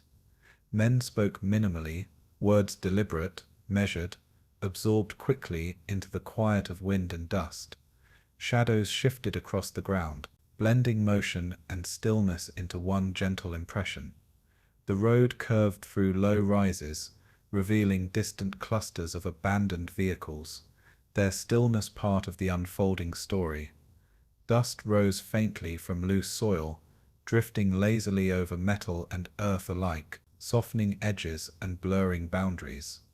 Even small gestures, a hand on a wheel, a glance toward the horizon, carried the weight of effort and human endurance. And beneath every movement, the land received it all with gentle patience, holding memory and motion together in quiet balance. The retreat moved onward slowly, a measured passage of life and machinery through the softened world. The hum of occasional engines mingled with the whisper of wind over flattened wheat, each sound delicate and considered. Soldiers adjusted paths, leaning into levers or brushing hands over cool metal, feeling connection and reassurance in the presence of the machines. Dust, softened by heat and lingering wind, swirled lightly over tracks and soil, marking the journey in subtle, ephemeral patterns. The horizon expanded slowly, hills and fields blending into muted shades, offering continuity amid the motion of retreat. Conversations were sparse, murmured, fragmentary, yet each carried small threads of guidance, hope, or reflection. Even abandoned vehicles, left quietly to rest, held a weight of story, their silence absorbed into the rhythm of the road. Birds moved tentatively through air warmed by the sun, delicate arcs, threading life gently across the muted landscape. Soldiers traced soft paths, balancing fatigue with persistence, aware of distance and time alike. And through it all, the road seemed to breathe with a slow pulse, carrying motion and memory forward together. The retreat continued gently, each step a quiet testament to survival and endurance. Sunlight softened further as the day waned, casting long shadows across tanks and wheat, shapes fluid and meditative. Soldiers moved with careful attention, adjusting levers, checking instruments, walking alongside treads that carried both fatigue and persistence. Dust drifted lazily from disturbed soil, settling over metal, boots and stalks, softening every line. Voices carried only in whispers, absorbed quickly into the vast calm of plains and sky. The smell of earth, warm metal, and oil blended subtly, grounding attention and memory together. Even in exhaustion, a rhythm persisted, measured in steps, engine hums, and the quiet sway of wheat around them. Shadows deepened, stretching along the road and blending forms, emphasizing human scale against the persistent machinery. Birds rose occasionally, moving delicately across the fields, threads of life weaving through the muted scene, and beneath every gesture, the land carried memory patiently, holding both motion and pause with equal grace. The retreat flowed slowly, softly, each moment suspended in reflective calm. Small clusters of men moved with quiet resolve, tending engines or pausing briefly to observe familiar markers now altered by distance and time. Dust clung gently to uniforms, brushed softly by wind as it carried the scent of earth and sunlit grain. Engines whispered intermittently, some quiet, some carrying faint resonance across the expanse, a subtle heartbeat of persistence. Soldiers exchanged murmured information, confirming routes and noting faint traces of others who had passed before them. Tracks twisted through wheat and soil, soft lines marking paths of endurance and memory. Hills and ridges stretched slowly across the horizon, their presence stabilizing in contrast to the faltering motion of machines. Birds moved through shadows, threading light arcs across muted fields, delicate currents of life weaving through stillness. Even abandoned vehicles, left quietly to rest, retained a soft dignity, carrying echoes of effort and intention. And as the sun descended further, the road ahead seemed to fold gently into evening, each motion absorbed into calm reflection. The retreat continued in a meditative rhythm, each step measured, each breath carrying quiet testimony. Evening fell fully, and the retreat slowed to a gentle cadence. Dust settled completely over treads and wheels, softening impressions into muted relief. Soldiers rested in brief pauses, hands brushing cool metal. Faces turned to the fading light, absorbing calm between steps. Wheat bent softly beneath wind and lingering motion, carrying a faint scent of earth grain and endurance. Engines murmured faintly, almost imperceptibly, blending with the hush of fields and horizon. Shadows merged with the softening light, stretching forms into gentle abstractions of metal and man. Birds returned to hedgerows, moving delicately, threading life quietly through the subdued landscape. Conversations became nearly imperceptible, absorbed by air, wind, and the rhythm of motion. And beneath it all, the road held every step, every whisper, every faltering trace, cradling memory and effort in patient, reflective stillness. The long retreat continued gently, each passing hour folding softly into the quiet night. Night embraced the plains fully, and only the soft hum of distant engines marked the continuation of movement. Soldiers rested where they could, leaning against metal, tracing familiar shapes with careful hands, eyes lifted to stars emerging softly above. Wheat bent quietly under the breeze, each stalk carrying the faint memory of motion, of humans and machines that had moved through it. Dust had settled into furrows and tracks, softening every imprint and holding each passage lightly. Voices were absent now, absorbed entirely into the night and the muted rhythm of travel.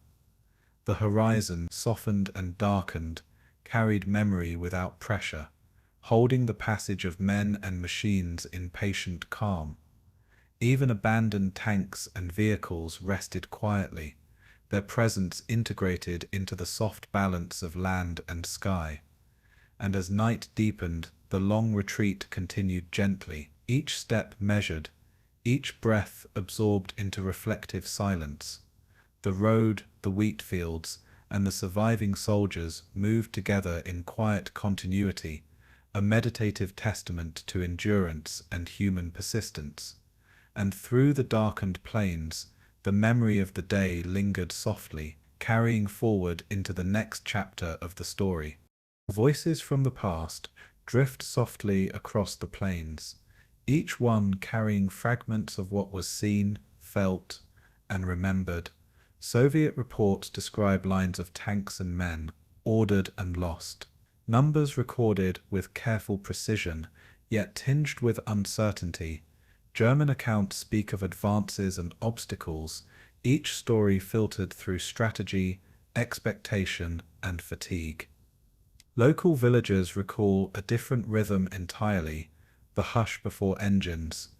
In the soft hush of evening, letters and diaries add nuance to the echoes of reports. One soldier's hand trembled as he described a moment of hesitation, a pause before movement that would later be lost in larger records. Another recounted the strange beauty of the Wheatfields, bending under engine weight yet resilient in wind and sun.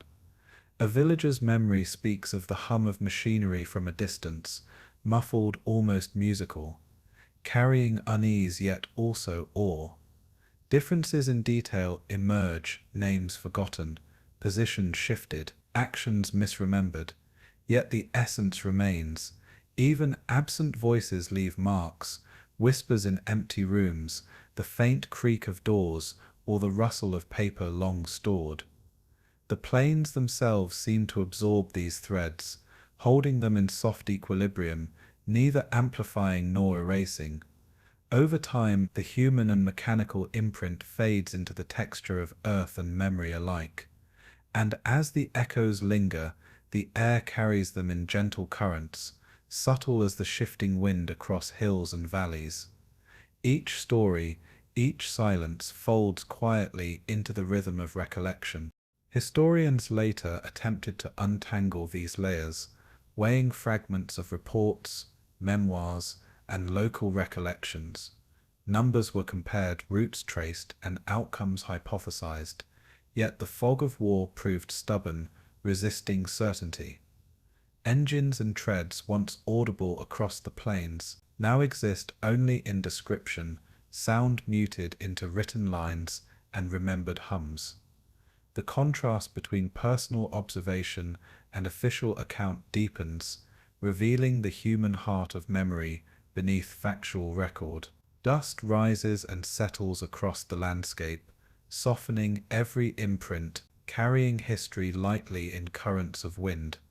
Villagers' recollections emphasize sensory detail, the warmth of sun, the scent of earth disturbed by treads, the low vibration of engines through soil. Each fragment carries emotional weight, gentle yet persistent, as if the past insists upon its quiet presence. Even contradictions are absorbed, not resolved, as the land itself holds space for every perspective, and through this soft layering of voice, the plains become both stage and witness, carrying memory without judgment. The fog of history drifts slowly, blurring lines, while preserving resonance in muted clarity. Moments of stillness interrupt the recollection. Subtle as the pause between exhalations of wind, soldiers describe hesitation, small acts of decision, the careful weight of motion through terrain and dust. Villagers recall waiting, listening, and observing.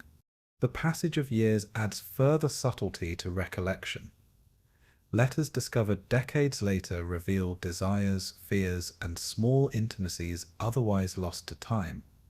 An officer recalls hesitation along a ridge, noting the slow rhythm of tanks and men, unaware that his account would be one of many. Even silence speaks in this landscape, as powerful as voices or ink.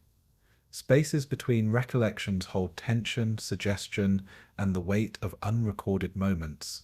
A bend in a road may carry the faint imprint of forgotten movement, a quiet testament to action and pause. Shadows on Wheatfields emphasize absence as much as presence, reminding the mind that memory is selective and partial. Soldiers' murmurs carried decades later through diaries contrast with the hushed observations of civilians whose lives were only tangentially intersected by machinery and men. Engines, long silent, leave behind residual warmth in earth and memory, subtle as a pulse beneath soil. Contradictions between accounts are gentle reminders of perspective, not obstacles to understanding.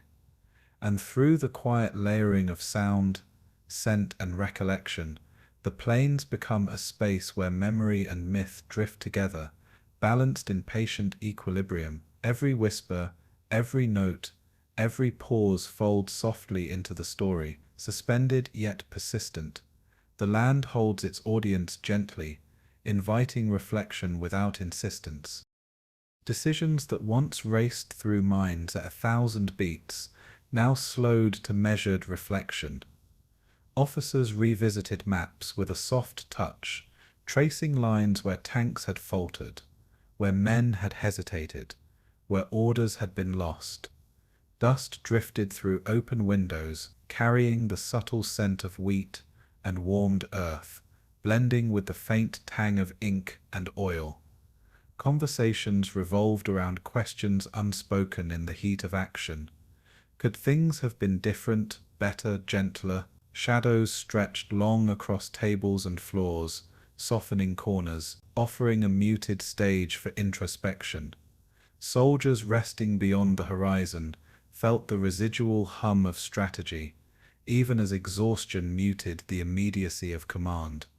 Each note, each report carried the weight of choices, decisions now refracted through memory and consequence. Silence between voices seemed to measure itself, a gentle rhythm marking understanding as much as uncertainty. And outside, the plains held their own quiet patience, indifferent yet accommodating, carrying both presence and absence across hills and wheatfields. In this slow, measured reflection, the cost of command became tangible, yet gentle, suspended in quiet balance. Hesitation, once unthinkable, became a companion to reflection. Commanders noted paths not taken, positions misjudged, outcomes that had unfurled beyond intention. Dust settled across maps and desks, muting color, softening inked lines, creating a gentle canvas for thought. The hum of distant engines provided a subtle reminder of both effort and erosion, blending presence and absence in slow cadence. Officers exchanged quiet observations, words deliberate, measured, often more meditative than instructive. Shadows of trees and hills outside windows moved gently with the sun, marking time in soft arcs across the floor. The scent of earth and oil drifted faintly through rooms, grounding thought in tactile sensation and memory. Even mistakes and miscalculations seemed to fold into the rhythm of reflection, absorbed gently into the calm of the late afternoon. And as evening approached, light softened further, carrying every gesture, breath, and whisper forward into contemplation.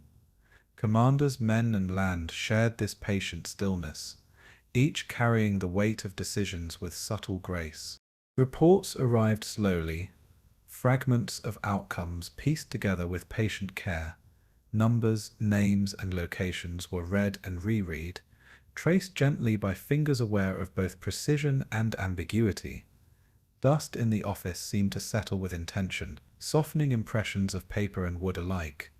Conversations continued in hushed tones, questions hanging lightly in the air, left unanswered yet absorbed into understanding.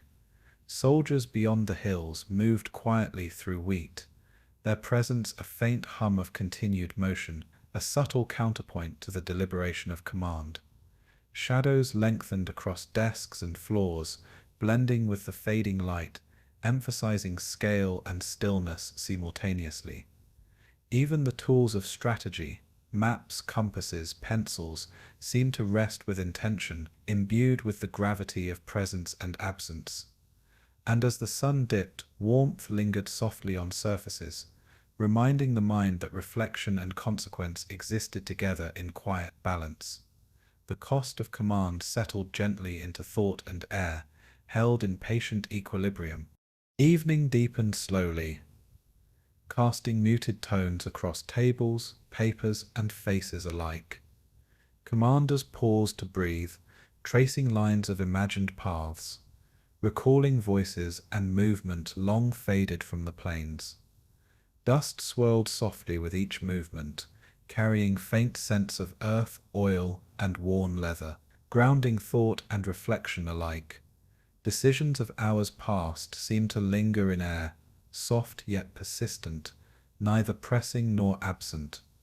Outside, wheatfields shifted subtly with the wind, bending gently under nightfall, a quiet companion to the weight of human reckoning.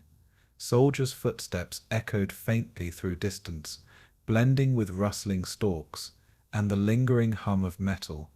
Questions unspoken carried through whispers, suggestions of what might have been folding into the calm. Shadows lengthened and merged with fading light, shaping both objects and thoughts into soft contours. And beneath the gentle hush of evening, the cost of command was felt, neither amplified nor ignored, just present in patient resonance. Reflection and responsibility moved together, flowing into night as seamlessly as wind through wheat. Outside, silence carried across ridges and open fields, holding memory and consequence with subtle grace. Officers revisited the day's events, tracing paths of thought as carefully as tanks had once moved over hills and roads. Dust settled over maps and instruments, softening edges and colors, blending intention with calm observation. Voices were sparse, deliberate, each word measured against the weight of history and responsibility. Shadows from trees and low hills stretched across plains and offices alike, connecting land and human reflection in muted harmony. Soldiers resting along distant roads carried residual rhythms of action, their quiet presence echoing the contemplation of commanders far removed. Even errors and misjudgments seemed to fold softly into understanding, absorbed into patient awareness rather than critique. And as night deepened fully, the gentle pulse of thought, memory, and responsibility persisted, subtle and continuous. The cost of command remained present in every breath and gesture, carried quietly forward into reflection. Late into night, light dwindled to soft echoes across room and plains. Fingers traced faintly marked lines on paper, recalling orders, intentions, and consequences with patient care. Dust, stirred only occasionally, settled into a muted landscape of desk, map, and wood. Officers spoke rarely, whispers balanced between memory and contemplation, acknowledging the limits of control and foresight. Wheatfields beyond the horizon shifted faintly under gentle wind, a quiet companion to the weight of reflection. Engines long silent left only subtle hums felt in earth and air, reminders of both presence and absence. Shadows merged with darkness, blending human and mechanical traces into gentle abstraction, and through the hush of night, the cost of command was neither loud nor hidden. It simply existed, a quiet, enduring presence in thought, memory, and landscape. Each decision, each pause, each acknowledgement folded into patient continuity. The night held them gently, carrying reflection forward into the next chapter of remembrance. The forest grew quietly over fields once carved by movement and steel, softening the echoes of engines into whispers beneath leaves. Rusted tanks and abandoned vehicles rested among moss and undergrowth, their once imposing shapes softened by time and nature's patient hand. Small depressions in the earth suggested resting places, markers of lives once carried forward with urgency now absorbed into soil and memory. Sunlight filtered through branches, dappled and gentle, warming rusted metal and the fragile stalks of wild flowers that claimed the land. The air carried the faint scent of earth, pine, and lingering metal, a quiet reminder of what had passed. Shadows stretched long, blending forms of machine and nature into a single soft impression across the forest floor. The wind moved slowly through trees, threading sound and scent with deliberate care, weaving calm around memory and absence alike. Even forgotten paths seemed purposeful, leading gently between graves and wrecks, soft lines across the landscape. And as the forest exhaled softly, the quiet permanence of loss settled into every curve of soil and steel. Nature held what history left behind, patient and unobtrusive, carrying memory with subtle reverence. Among the rusting hulls, moss crept with deliberate patience, softening edges and hiding sharp corners beneath gentle green. Branches bent lightly under their own weight, brushing against abandoned tracks and wheels, adding texture and quiet to the forest floor. The land absorbed every trace of human effort, folding it gently into soil, rock, and foliage. Faint impressions of boots and tracks remained, softened by wind and rain, reminders of movement now dispersed into calm. Sunlight warmed the gentle curves of rusted steel, bringing subtle highlights to surfaces once bright with action and urgency. Birds moved delicately above, threading light arcs through leaves, punctuating stillness with faint melodic calls. Every grave marked or forgotten held its own quiet story, absorbed by earth and time. Even shadows seemed soft, diffused by branches and leaves, blending loss and continuity into patient balance. And beneath these quiet movements, the forest seemed to breathe with deliberate calm, holding memory gently in its folds. Time and nature carried all forward, softening what was left behind with patient grace. Small wildflowers found purchase among the undergrowth, their colors muted yet persistent, threading life through metal and soil alike. The scent of damp earth rose faintly from the forest floor, mingling with the metallic tang of rust and the faint resin of pine. Fallen leaves whispered with the wind, tracing delicate patterns across abandoned paths, and the soft contours of earth disturbed long ago. Even in decay, shapes of tanks and vehicles retained a quiet dignity, each curve and edge softened but still recognizable. The air carried faint echoes of movement, gentle reminders of the past without insistence or urgency. Birds landed lightly, shifting stalks and branches as they moved, threading life through spaces held in stillness. Shadows played across gentle slopes, blending shapes of earth, metal, and flora into one continuous rhythm. Every hollow depression and indentation in soil became a subtle marker of human presence, now fully absorbed by nature. And as the wind lingered softly in the branches, the forest held its silence, reverent and enduring. Memory and land intertwined, carried forward in calm equilibrium, soft as dusk settling over the battlefield. The remains of tracks and wheels pressed faintly into the soft earth, their lines softened by seasons of wind, rain, and frost. Trees leaned gently, roots twisting around forgotten steel, reclaiming paths once cut for urgency and movement. The air moved slowly, carrying scent, sound, and dust in careful currents, threading continuity between past and present. Stones displaced or placed long ago marked small graves, their permanence contrasted by the gentle decay of metal and timber nearby. Sunlight filtered in low, soft beams, warming rust and moss in quiet harmony. Birds shifted lightly through the canopy, arcs of delicate movement, threading the stillness below. Each grave, each fragment of machine, became part of a larger rhythm, woven into soil, shadow, and leaf. Even where human traces were nearly lost, subtle impressions persisted, gentle yet insistent in memory. And as branches swayed in patient motion, the forest seemed to fold each story into its quiet architecture. Nature carried history softly, tender and enduring in spaces both visible and hidden. Between rows of trees, depressions in the ground suggested places of rest for those long gone.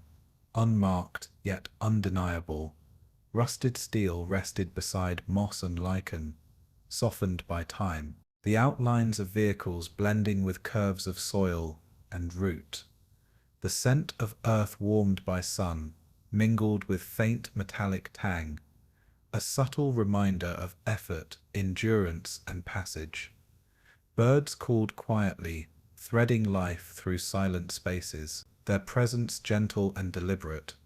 Shadows merged with undergrowth, blurring lines between metal and soil, absence and presence, past and present. Leaves rustled softly in the breeze, tracing slow, delicate patterns across soft earth and abandoned tracks. Even the smallest stones, scattered or placed, seemed to hold memory lightly, markers of life and passage. Faint echoes of distant movement lingered, imperceptible but present, woven into the patient hush of the forest. And beneath it all, nature cradled every trace, every whisper, every imprint with careful, gentle attention. Time passed without urgency, the battlefield now quiet, soft and sacred. Paths once used to maneuver tanks and men were now subtle impressions, barely visible beneath foliage and soil. Moss crept along edges of metal, softening their presence, while roots twisted with deliberate patience, reclaiming the land. The air carried a faint warmth, sun and wind blending over leaves, rust and soil alike. Birds moved lightly across the canopy, punctuating stillness with small deliberate arcs of life. Shadows shifted slowly with the movement of sun and wind, tracing delicate lines across earth and steel. Stones scattered or shaped, marked places now held only in memory, quietly acknowledged by nature's patience.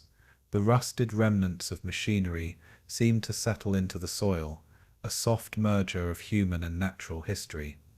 Even the faintest depression suggested narrative, the past woven subtly into present form. And as evening light softened, the forest held each story with quiet reverence, patient and enduring. Every fragment, every trace became part of the landscape's gentle memory, folding loss into calm continuity. Leaves fell softly, drifting across rusted steel and moss, integrating human presence with the rhythm of nature. The scent of damp earth rose faintly, mingling with faint metallic tang, carrying memory into the cool evening air. Shadows stretched and blended across undergrowth, softening lines between machine, soil, and vegetation. Birds called quietly, moving with delicate care, threading life through quiet spaces.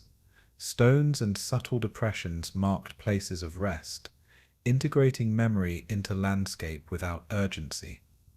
Even abandoned vehicles, softened by time, retained dignity and presence, silent companions to forests reclaiming ground.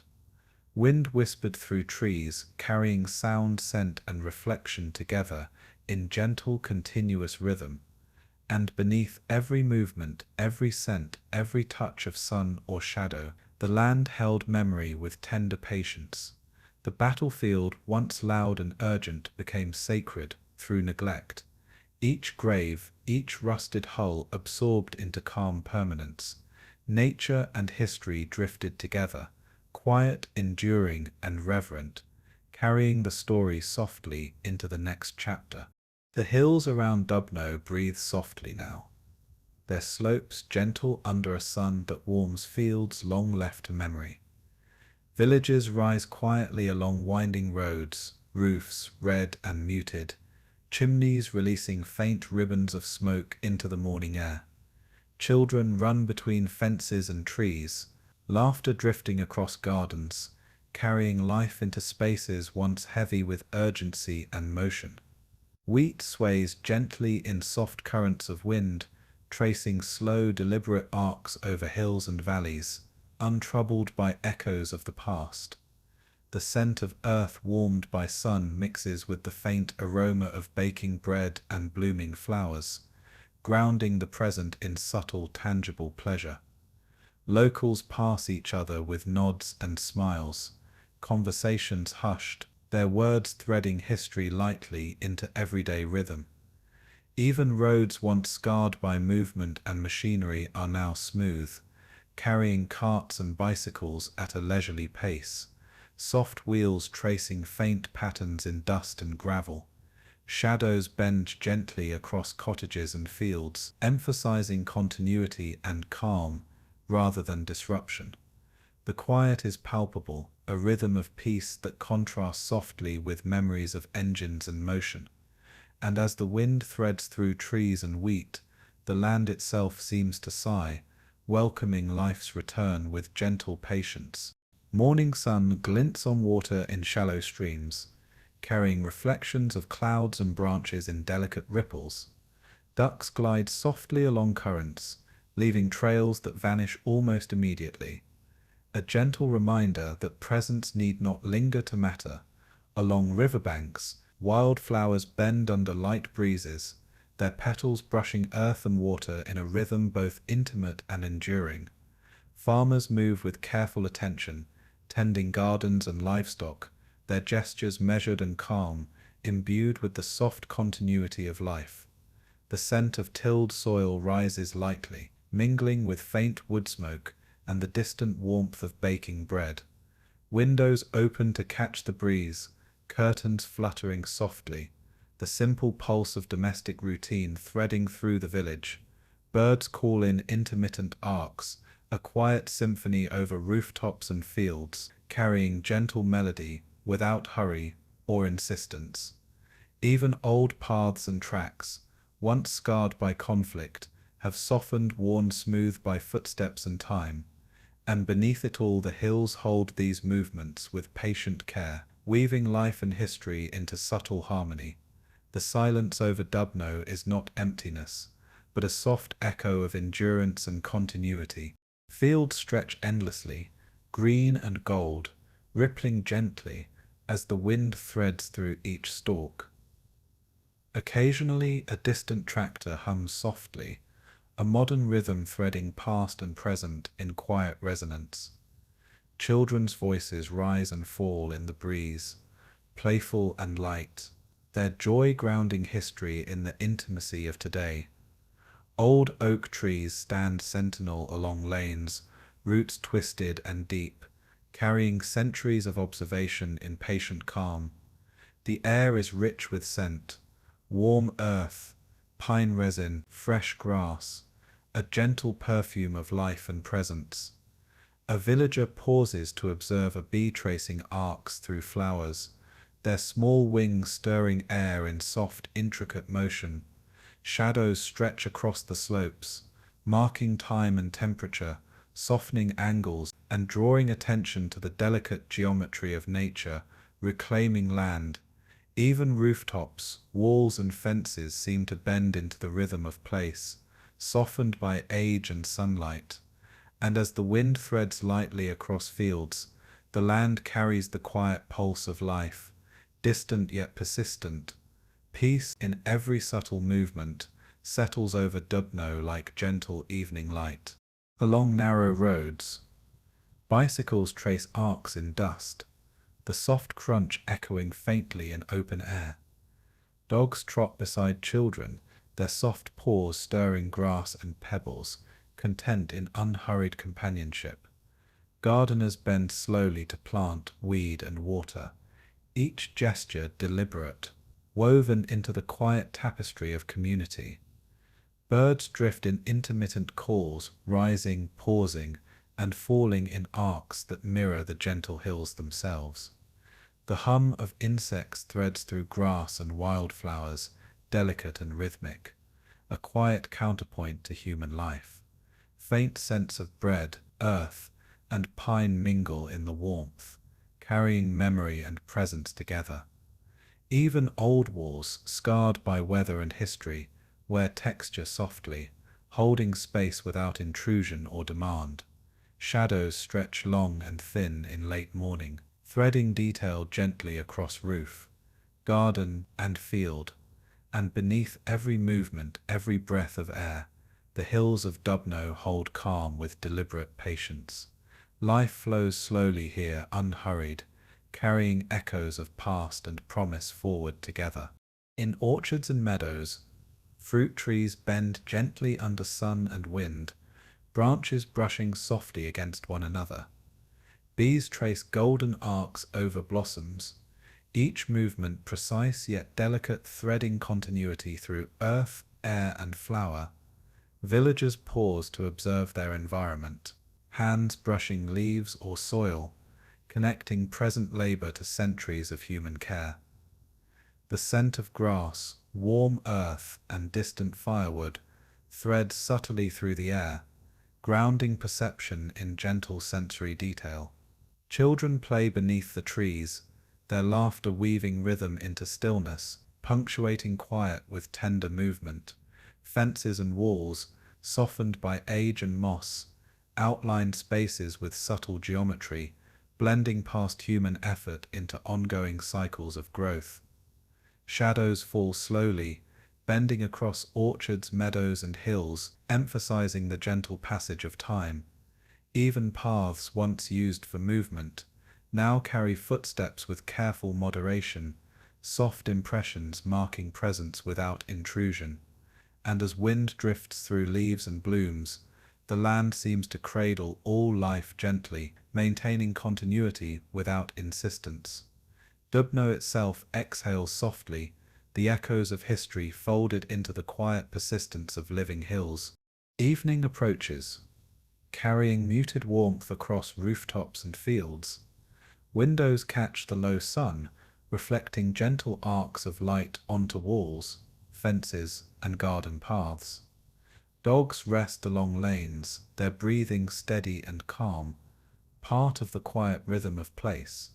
Wheatfields ripple in slow, languid motion, shadows threading across subtle rises in the land. Smoke drifts faintly from chimneys, carrying scent and warmth in delicate, almost imperceptible waves. Villagers move slowly, attending small tasks, hands brushing plants, gathering water, carrying objects with measured intention. Birds call softly in the waning light, arcs of movement and sound, fading gradually into evening's calm.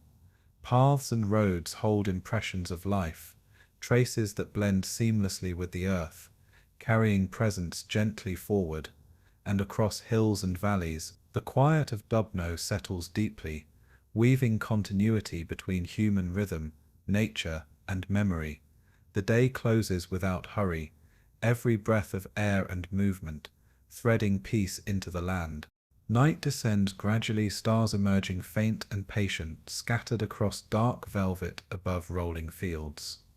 Windows glow softly with firelight, curtains fluttering in gentle night breezes, subtle movement marking presence without urgency. The scent of earth, pine, and cooling metal drifts faintly across roads and gardens, grounding perception in calm, continuous threads. Shadows of trees, fences, and rooftops merge into soft contours under moonlight, emphasizing gentle balance across hills and meadows. Even the faint hum of distant engines, once common, is absent, leaving a quiet rhythm of air, earth, and life. Animals settle into hidden burrows or nests, their small movements part of the forested backdrop of stillness.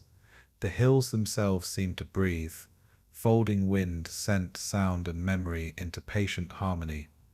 And as night deepens, the quiet over Dubno is complete, carrying both history and continuity in gentle equilibrium. Life persists, subtle and enduring, threading present calm with the weight of remembered time. The land cradles memory and presence together, soft and unwavering, preparing for the next day's gentle rhythm. Across Europe, words traveled faster than engines, carried by press, whispers, and official proclamations, shaping perception more than reality. In London, Paris, and New York, newspapers recounted battles with certainty, painting vivid images of German triumphs over Soviet forces. Headlines suggested decisive victories, tanks destroyed in hundreds, columns shattered and annihilated, while details of chaos, confusion, and attrition remained soft, elusive, unspoken. Somewhere in Berlin, reports were polished, numbers exaggerated, achievements highlighted, and setbacks minimized, a careful balance between fact and performance. Far to the east, silence reigned in Soviet accounts, fragments of truth drifting slowly, muffled by bureaucratic caution and fear of scrutiny. Letters, diaries, and memoirs carried subtler, quieter stories, hints of scale, strain, and endurance. But these reached few ears beyond the battlefield. History became a gentle layering of voice and perception, fact and fiction mingling in soft, shifting contours. Maps drawn for public consumption smoothed the rough edges of reality, presenting lines of conquest rather than disarray. And as these narratives spread, the forgotten aspect of Brody emerged, the quiet truth hidden behind spectacle and omission. Western understanding settled gently into pattern and expectation, unaware of the deeper, quieter currents beneath. In offices far from Ukraine, analysts studied reports, confident in their clarity, unaware of gaps or misinterpretation. Figures were repeated, adjusted only slightly to fit the narrative, and victories assumed where uncertainty prevailed. The hum of typewriters, the rustle of papers, and the faint aroma of ink became accomplices in shaping perception, layering certainty over ambiguity.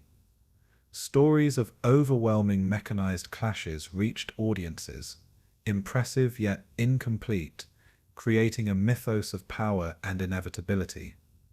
Behind these figures, men and women closer to events record hesitation, loss, and improvisation, their quiet recollections muted by distance and politics. Air carried the subtle scent of paper, dust, and damp ink through corridors of authority, grounding fact in material reality. Even maps, precise and careful, held silences between lines, areas where numbers failed to capture human experience. And so the myth persisted, soft yet pervasive, coloring understanding in gentle strokes that obscured the full truth. Observers far from the battlefield absorbed what they could, blending curiosity, awe, and incompleteness. Truth, patient and quiet, waited beyond the noise, tracing its subtle arcs across the land and memory alike. German commanders wrote reports with meticulous care, aware of both audience and intent. Victory was emphasized, loss was softened, minimized, or carefully justified. Each paragraph, each line carried weight beyond immediate consequence, threading perception with authority and expectation. In towns and cities removed from action, readers accepted words at face value, feeling the sweep of history without tracing its fine threads. Soldiers' letters carried hints of strain and uncertainty, faint ripples of reality that rarely reached the public eye. Dust settled in offices and archives, softening edges of paper and ink alike, blending official word with memory and material presence. Even the hum of engines, long gone from European streets, seemed to linger faintly in description, lending an almost tactile weight to reports. And as exaggeration traveled through distance and repetition, the battle grew in scale and clarity to those removed from it, while nuance remained tucked quietly in margins. The myth of decisive German efficiency became a gentle, persistent echo across continents. Beneath this echo, truth continued its quiet, patient course, awaiting rediscovery and gentle acknowledgement. Soviet silence shaped its own quiet narrative, emphasizing control, perseverance, and eventual recovery over loss and confusion. Official statements avoided detail, leaving gaps into which speculation drifted freely, both at home and abroad. Soldiers' experiences, personal and vivid, were contained in diaries, letters, and cautious memoirs, fragments of truth that rarely found audience outside quiet study. Reports of loss, retreat, and improvisation were softened, translated into statistics, or absorbed into collective resilience. Dust from archives mingled with the scent of paper, a quiet reminder that memory exists in texture, weight, and touch as much as in voice. The contrast between German proclamation and Soviet quiet created a tension subtle and pervasive, threading perception with incompleteness. Historians later pieced fragments together, tracing contours of reality through gaps, absences, and contradiction. The story of Brody emerged as both myth and fact, its scale and chaos muted by distance, yet persistent in trace, and as time passed, layers of legend and memory intertwined, gentle yet complex, demanding careful attention to separate substance from narrative. History, like wind through wheatfields, moves quietly, shaping understanding softly and patiently. Western narratives absorbed these threads with a mixture of awe and simplicity.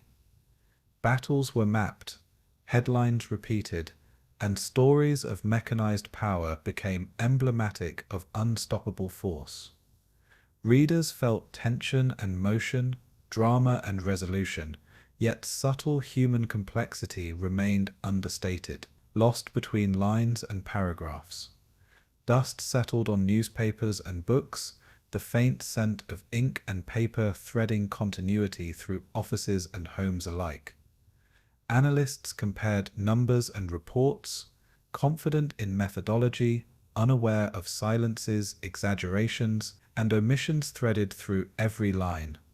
Conversations in salons, cafes, and lecture halls repeated accounts of decisive triumph, yet rarely addressed the quiet struggles, improvisations, or confusion on the ground.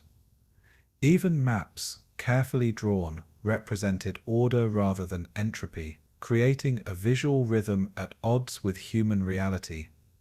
And as these narratives traveled, myths became settled, soft but enduring, filling minds with clarity that was partial, persistent, and hypnotic. History's quiet edge remained unseen, its contours hidden beneath layers of assertion and repetition. Observers drifted through these truths gently, lulled by clarity, even when it concealed deeper complexity. Letters and memoirs reached selective audiences, hinting at nuance without loud insistence. Personal stories of hesitation, improvisation, and endurance threaded beneath broader proclamations, subtle and intimate.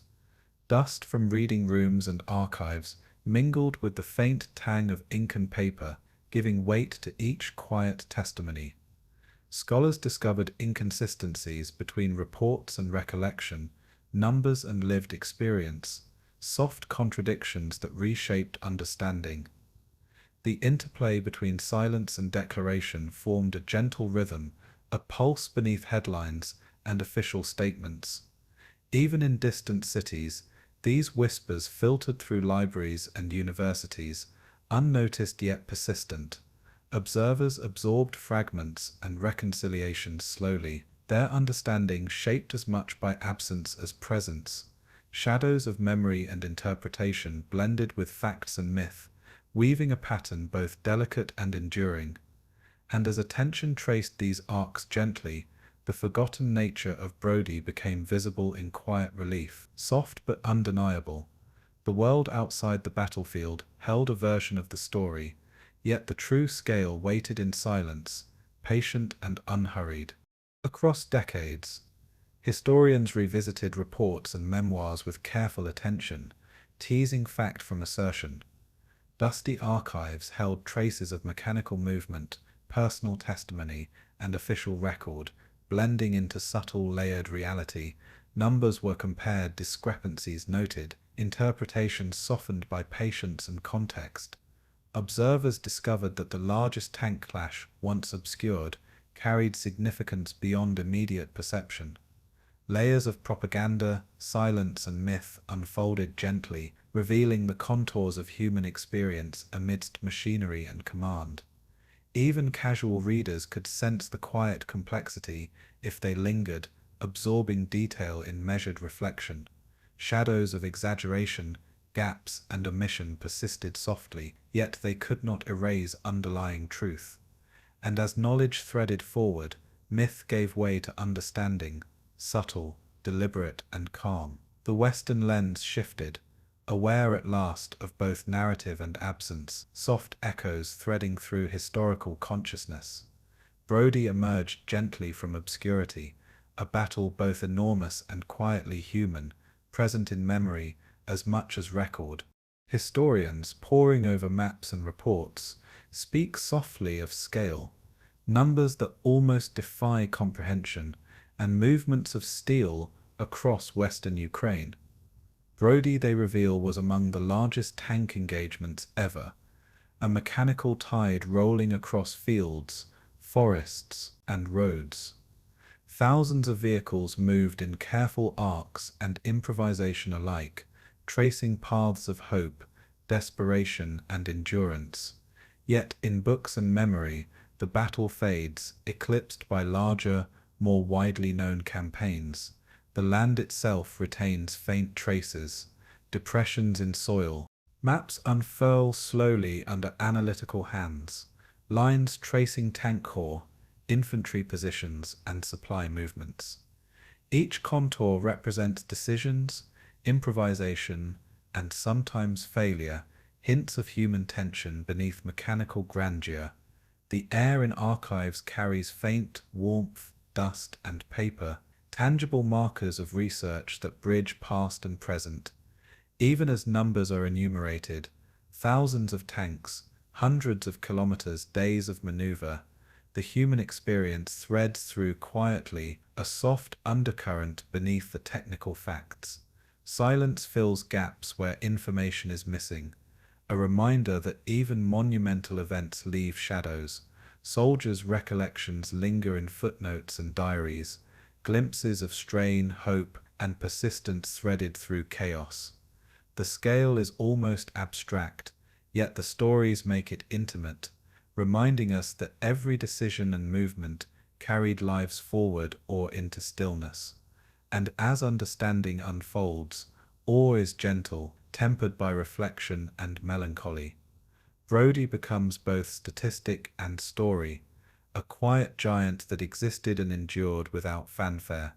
The battlefield stretches across memory and land, patient and expansive, waiting to be understood. Time softens perception, blending chaos into rhythm, loss into endurance, and magnitude into subtle understanding. The sheer size of the battle hums faintly through history, yet remains largely absent from memory, a quiet shadow beneath louder events. Trees and hills whisper softly of movement once immense, their shapes traced by faint impressions of passage and effort. Rusting tracks and wheels hint at weight, inertia, and persistence, tangible remnants of a scale difficult to imagine. Even letters, diaries, and archival notes contain hints of immensity, careful details threaded with human observation. Air and soil carry faint traces of past motion, subtle and patient, absorbed slowly into natural rhythm. Scholars compare estimates, noting discrepancies, adjusting perceptions, and tracing arcs that often escape public consciousness. And in this careful study, the lost giant is reclaimed, quietly revealed without spectacle, but with profound resonance. Memory softens numbers into context, turning statistics into human experience, motion into quiet understanding. Brody, immense and overlooked, emerges gently into awareness, patient and persistent as the land itself. Modern fields rolling in green seem untouched by engines and urgency, yet subtle traces endure beneath soil and vegetation. Small depressions hint at armor crossings, subtle arcs of motion embedded in earth and memory. Historians move slowly through these spaces, observing, measuring, interpreting, threading fact with reflection. The wind carries scent and sound across soft hills, weaving continuity between past action and present calm. Even rusting remnants, softened by time, communicate scale without spectacle. Heavy in implication, yet gentle in presence. Shadows stretch across earth and foliage, tracing the contours of machines, men, and decisions that unfolded days and weeks apart. The human stories embedded within these vast movements are intimate, threads of presence within immensity. And as awareness expands, the lost giant of Brody reveals itself not as a singular roar, but as layered rhythm of action, endurance, and consequence. Scale and humanity coexist in quiet equilibrium, each enhancing understanding of the other. The past whispers through land, memory, and reflection, patient in its revelation, soft yet immense. Equipment and vehicles, even rusting and half reclaimed by soil, retain silent testimony of magnitude. Tracks pressed faintly into earth, armor worn and pitted, subtle signs of motion now absorbed by time. Soldiers' voices remain, caught in letters, memoirs, and oral histories, providing delicate arcs of experience within broader mechanical tide. The scent of metal, soil, and foliage threads through these spaces, grounding abstract numbers in tangible perception.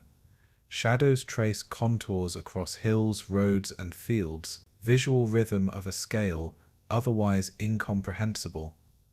Even absent witnesses, the land holds traces of passage, decision, and improvisation, a patient archive of movement and endurance.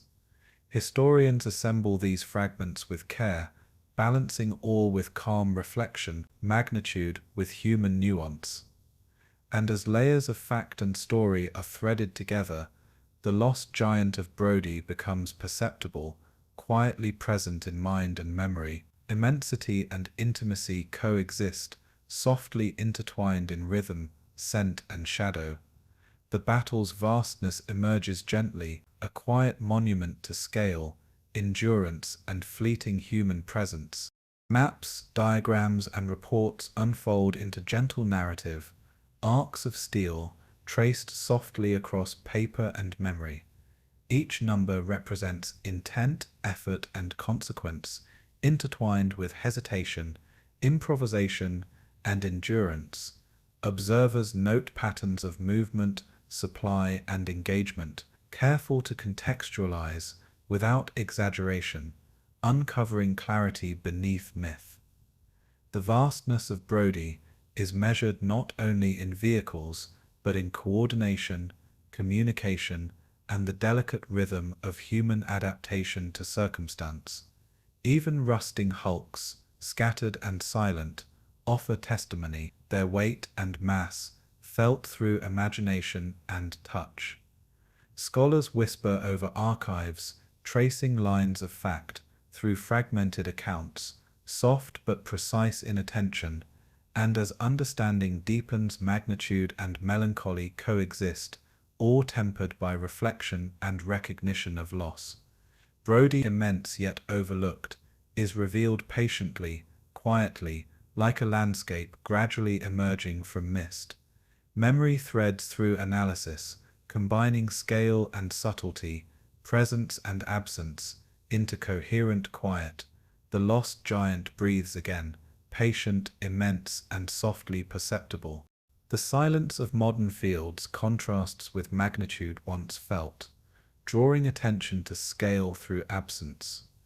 Rolling hills and gentle rivers now carry only wind, scent, and soft human presence. Yet faint traces hint at past immensity. Scholars linger, tracing motion in archives, land, and narrative, threading together past and present with gentle care. Even fragments of vehicles long rusted speak softly of size, effort, and endurance without clamor. Letters and diaries echo, small but persistent, reminding observers of lives within immense movements. Shadows and light interact across fields, folding magnitude into subtle perception and rhythm. Observers measure, reflect, and integrate, allowing awe to coexist with calm understanding. And as layers of history land and memory converge. The lost giant of Brody becomes tangible, quietly commanding attention. Scale is understood in its gentle magnitude, presence softened by time, yet impossible to ignore. The battle persists in memory and land alike, soft, vast, and enduring. Evening settles over hills that once trembled under steel, softening angles, shadows, and contours into quiet rhythm. Trees sway gently in the breeze, carrying sound and scent across fields that once held engines, men, and movement. Rusted tracks, depressions, and subtle landforms whisper of passage, arcs of immense yet quiet motion traced into soil and memory. Scholars and observers trace patterns, numbers, and story arcs with patience, revealing both scale and human experience. Letters and memoirs complement physical evidence, threading presence and intention through otherwise silent land. The air carries faint warmth, mingling with scent of soil, vegetation, and metal, tying past and present into gentle continuity. Shadows stretch long across fields, accentuating contours while softening harshness, rhythmically linking magnitude to intimacy. And as dusk deepens, Brody emerges as both giant and human story, quietly monumental, persistently present. Memory, reflection, and land hold it together, patient, gentle, and awed. The lost giant of Brody rests immense yet softly perceived, a quiet testament to endurance and scale. Archaeologists kneel in quiet concentration, brushes and trowels moving slowly over sun-warmed earth, revealing fragments of a time once immense and hurried. Small metallic shapes emerge from soil, buckles, buttons, and fragments of machinery, each carrying faint resonance of presence, motion, and human intention. The smell of earth, rich and damp, mingles with warm sunlight, grounding the meticulous work in sensory rhythm. Faded canvas and rusted iron tell silent stories, echoes of decisions, fatigue, and perseverance, now softened by time. Every object lifted is held with reverence, a gesture acknowledging lives woven through immense machinery and sweeping movement. Subtle impressions in the soil reveal the arcs of tanks and men, paths traced with purpose and improvisation, now quieted by growth and decay. Letters, personal items, and fragments of uniforms whisper softly, their narratives intimate threads within the larger tapestry of history. Wind threads through tall grass, scattering dust and scent, mingling past and present in gentle rhythm. Shadows stretch across fields, bending softly over discoveries, tracing a subtle arc of remembrance. And as each object is catalogued and returned to careful care, the battlefield's quiet voice emerges once more, patient and persistent. A faded boot lies partially buried, leather softened and creased, carrying weight and wear into quiet attention. Fingers trace its edge, mindful of its history and the life it supported, a silent testament to movement and purpose. Even the faint smell of earth, clinging to its surface, evokes distant days of travel, decision and motion, subtle yet vivid. Metal fragments glint faintly in the sun, once part of vehicles, instruments, and tools, now slow echoes of mechanical rhythm. Small personal items, a locket, a button, a watch, speak softly of intention, connection, and memory, intimate gestures threaded into vast events. Soil is shifted carefully, dust rising in delicate arcs, mingling with scent and warmth, grounding presence in both time and place. Shadows lengthen gently, weaving across hands, objects, and earth, emphasizing continuity rather than interruption. Each finding deepens awareness of the scale of lives, machines, and motion beneath unassuming fields. And as these artifacts are catalogued, stories unfold quietly, revealing human experience embedded within the landscape. History, patient and soft, emerges one fragment at a time, echoing beneath the fields with gentle insistence. Fragments of metal form subtle arcs in rows, rusted yet recognizable as parts of machinery, reminders of calculated power and coordination. Soil carries impressions of treads and footsteps, faint and softened, a silent map of movement traced through grass and clay. Archaeologists trace these traces slowly, interpreting paths, intentions, and pauses with meticulous patience. Letters and diaries, when uncovered, add delicate context, whispers of fear, hope, and endurance threaded into larger, quieter stories. The scent of earth rises with each careful brushstroke, mingling with distant foliage and sun-warmed stone. Shadows bend across depressions, metal, and roots, emphasizing contours without harshness, folding history into present rhythm. Even as tools move with care, each motion threads reverence through the land, soft acknowledgement of magnitude now muted by time. And as discoveries accumulate, a layered story emerges, human and mechanical intertwined, immense yet intimate in scale. Memory threads through earth, object, and reflection, gentle yet persistent, bridging absence and presence. The battlefield beneath wheat and grass whispers softly, revealing echoes previously unnoticed, patient in its revelation. A fragment of a tank track is lifted with careful fingers, cold metal softened by centuries of air and soil. Its weight is tangible, yet its motion now gentle, echoing the arcs of steel that once moved across vast fields. Letters tucked nearby speak quietly of endurance, fear, and camaraderie, grounding mechanical might in human experience. The warm sun threads across soil and artifact, scent mingling with dust, history, and intention. Shadows stretch slowly, outlining impressions in the earth, drawing subtle attention to presence and movement, now softened by time.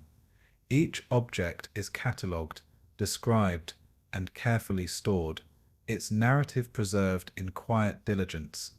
Even nearby trees sway gently in rhythm with soft wind, integrating discovery with natural cadence. And as layers of earth are lifted, artifacts reveal a hidden story, immense in scope, yet intimate in detail.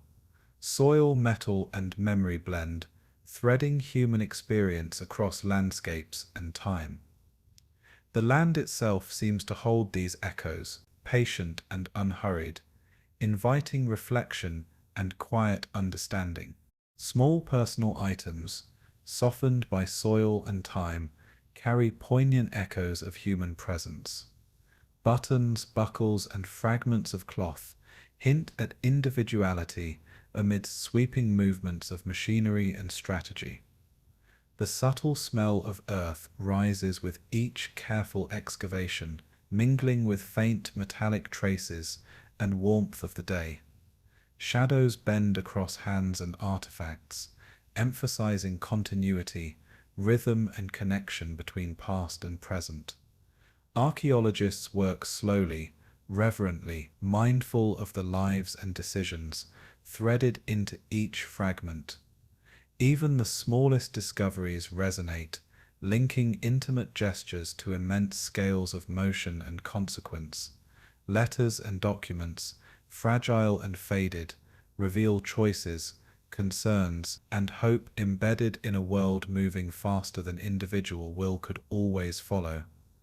And as these items are lifted and studied, the battlefield whispers anew, patient and persistent in gentle cadence. Memory, material, and landscape intertwine, forming quiet connections across time. The fields hold presence softly, revealing echoes one relic at a time, careful and deliberate. Fragments of machinery emerge in gentle arcs, rusted and softened, yet still commanding attention through form and weight. Soil bears impressions of motion, traces of immense decisions slowed now into subtle contours, gently guiding observation. The warm sun illuminates artifacts, revealing textures and shadows that carry history without words. Letters, photographs, and personal effects, fragile yet enduring, suggest quiet resilience, small human gestures threaded into sweeping tides of action. Shadows stretch across the landscape, bending over metal, earth, and growth, emphasizing continuity rather than disruption. Archaeologists move slowly, tracing impressions, documenting, and breathing reverence into every gesture. Even the faint hum of wind through fields and foliage complements the rhythm of discovery, weaving natural presence into historical awareness. And as each fragment is catalogued and lifted, the battlefield beneath wheat and grass speaks softly, revealing scale, human experience, and patient endurance. Objects, soil, and memory mingle, forming quiet testimony of magnitude and presence. The echoes beneath the fields rise gently, persistent, delicate, and unhurried, inviting deep attention and reflection. Human and mechanical remnants intertwine, forming layers of narrative beneath the surface. Soil, metal, and paper reveal gestures, decisions, and paths once hurried and immense, now quiet and measured. Warm air carries scent of earth, foliage, and rust, mingling presence with memory and time. Shadows bend softly over artifacts and impressions, folding magnitude into delicate perception. Even letters, fragments of documents, and small personal effects evoke human rhythm, patience, and endurance in subtle arcs. Archaeologists trace these arcs slowly, acknowledging history with deliberate care, threading scale and intimacy together. The sun softens angles across fields, lending gentle warmth to earth and discovery alike. And as items are lifted, catalogued, and preserved, the battlefield's quiet voice is renewed, echoing softly through past and present. Memory and material converge, revealing magnitude in gentle detail, a patient rhythm of observation and reflection. History beneath the field speaks, soft and persistent, inviting calm attention to echoes once buried. Evening descends over wheat and grass, light softening across impressions in soil and scattered artifacts. Rusted metal glows faintly in last warmth, letters and personal fragments resting carefully nearby. The scent of earth rises with gentle warmth, mingling with air, memory, and presence in subtle, continuous rhythm. Shadows lengthen, folding across each object, each depression, each trace, emphasizing continuity and quiet endurance. Archaeologists pause, reverently observing space and discovery, tracing arcs of past action in patient reflection. Every fragment carries story, scale, and human gesture woven into soft, expansive understanding. Even wind threads through grass and trees, carrying history lightly across field and soil. And as night deepens, the battlefield whispers gently, revealing magnitude, human presence, and material memory in a calm, deliberate cadence. Echoes beneath the fields persist, soft, patient, and persistent, carrying story and quiet resonance through space and time. Memory, artifact, and land converge, revealing history one gentle fragment at a time, patiently inscribed in the earth. The fields stretch endlessly, green and soft under the gentle warmth of the afternoon sun, whispering of seasons past and cycles of life that endure beyond human endeavor.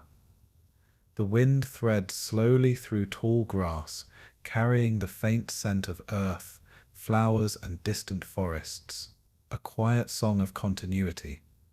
Rusted remnants of steel, lie half buried, softened by time, patient witnesses to a past once urgent and immense. Birds circle lazily above, tracing gentle arcs, their calls folding into a rhythm older than any human voice. Even the soil beneath carries memory, impressions of treads, footprints, and motion, now quieted by growth, decay, and gentle reclamation.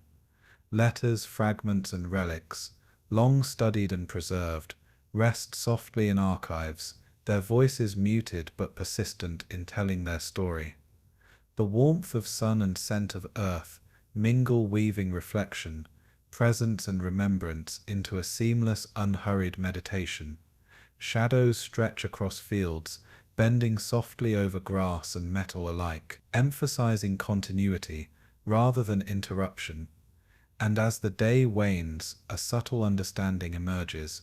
Life endures, silent and patient, threading past and present together. The quiet rhythm of land and memory carries forward gently, preparing the listener for reflection without urgency. Walking paths wind through fields once traced by immense machines, now softened by growth and gentle time. Every step stirs faint scent of earth and leaves, an invisible echo of movement once loud and mechanical. The rust of steel and the warmth of soil converse quietly, telling stories of scale, endurance, and human presence with deliberate patience.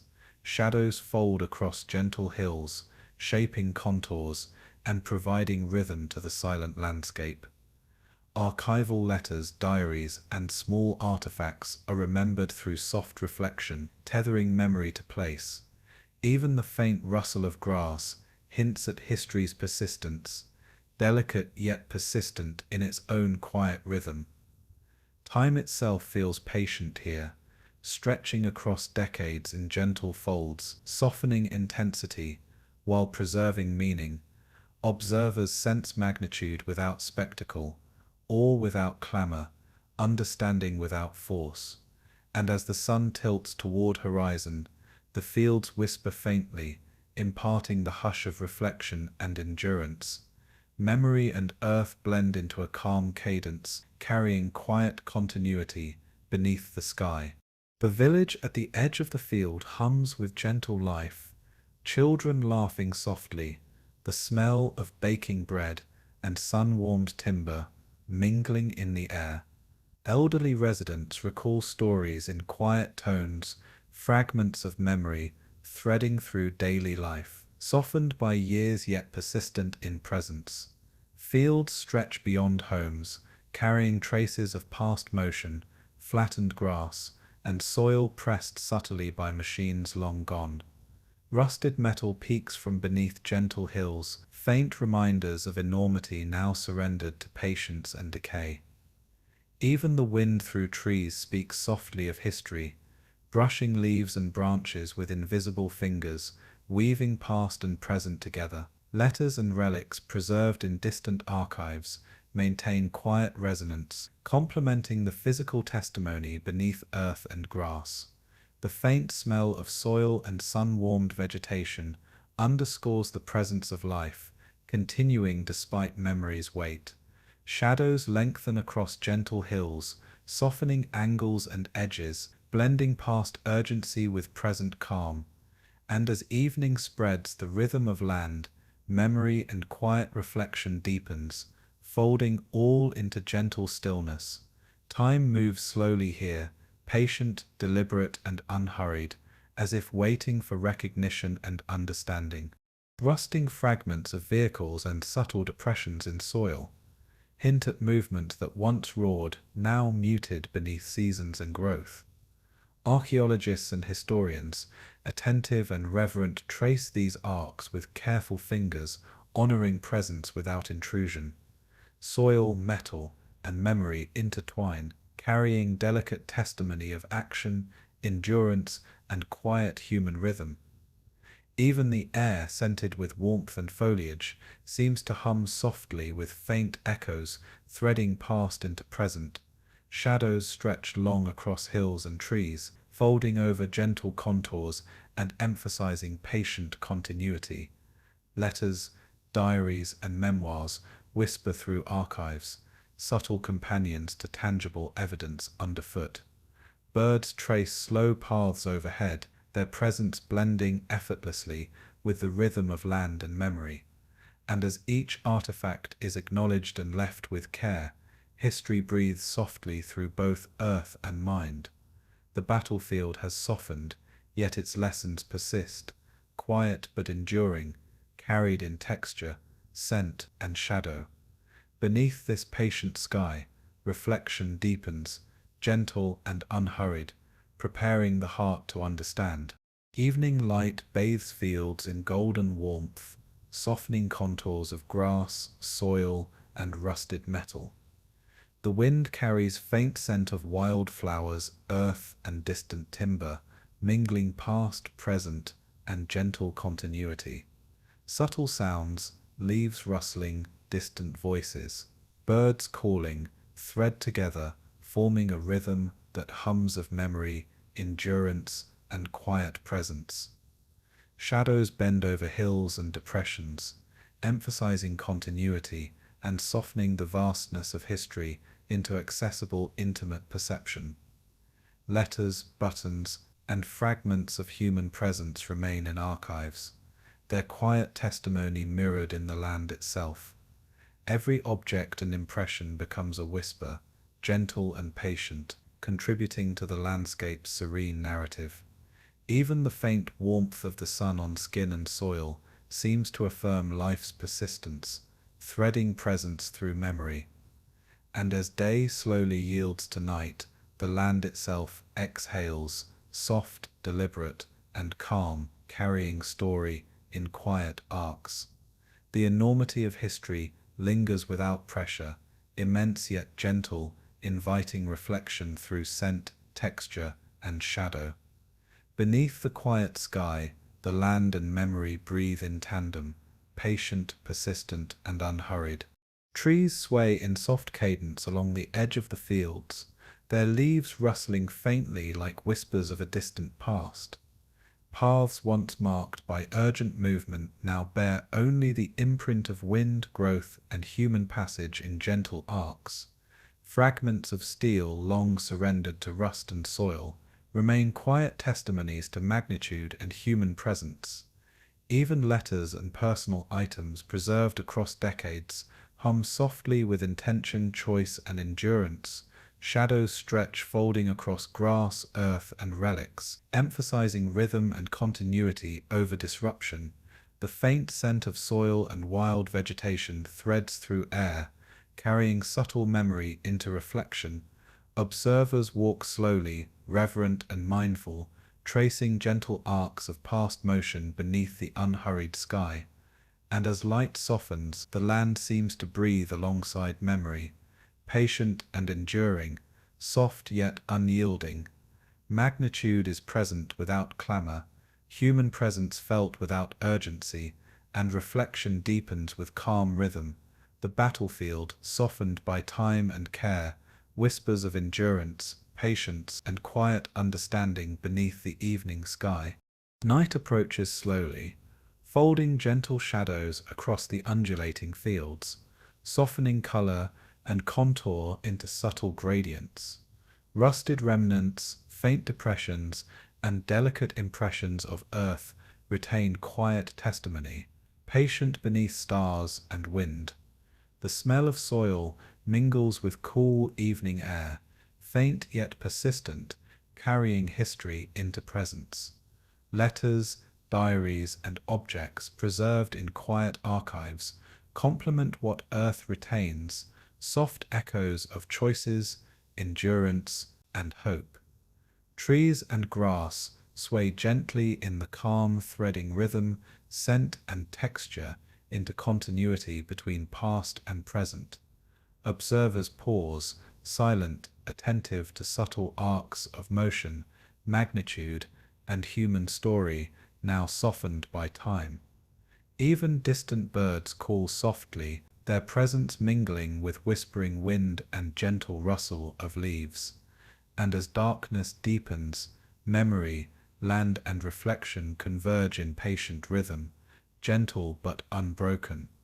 Life continues softly over fields once roiled by immense force, presence threaded through earth, wind, and sky. Beneath the quiet sky, the steel sleeps, but the silence still remembers.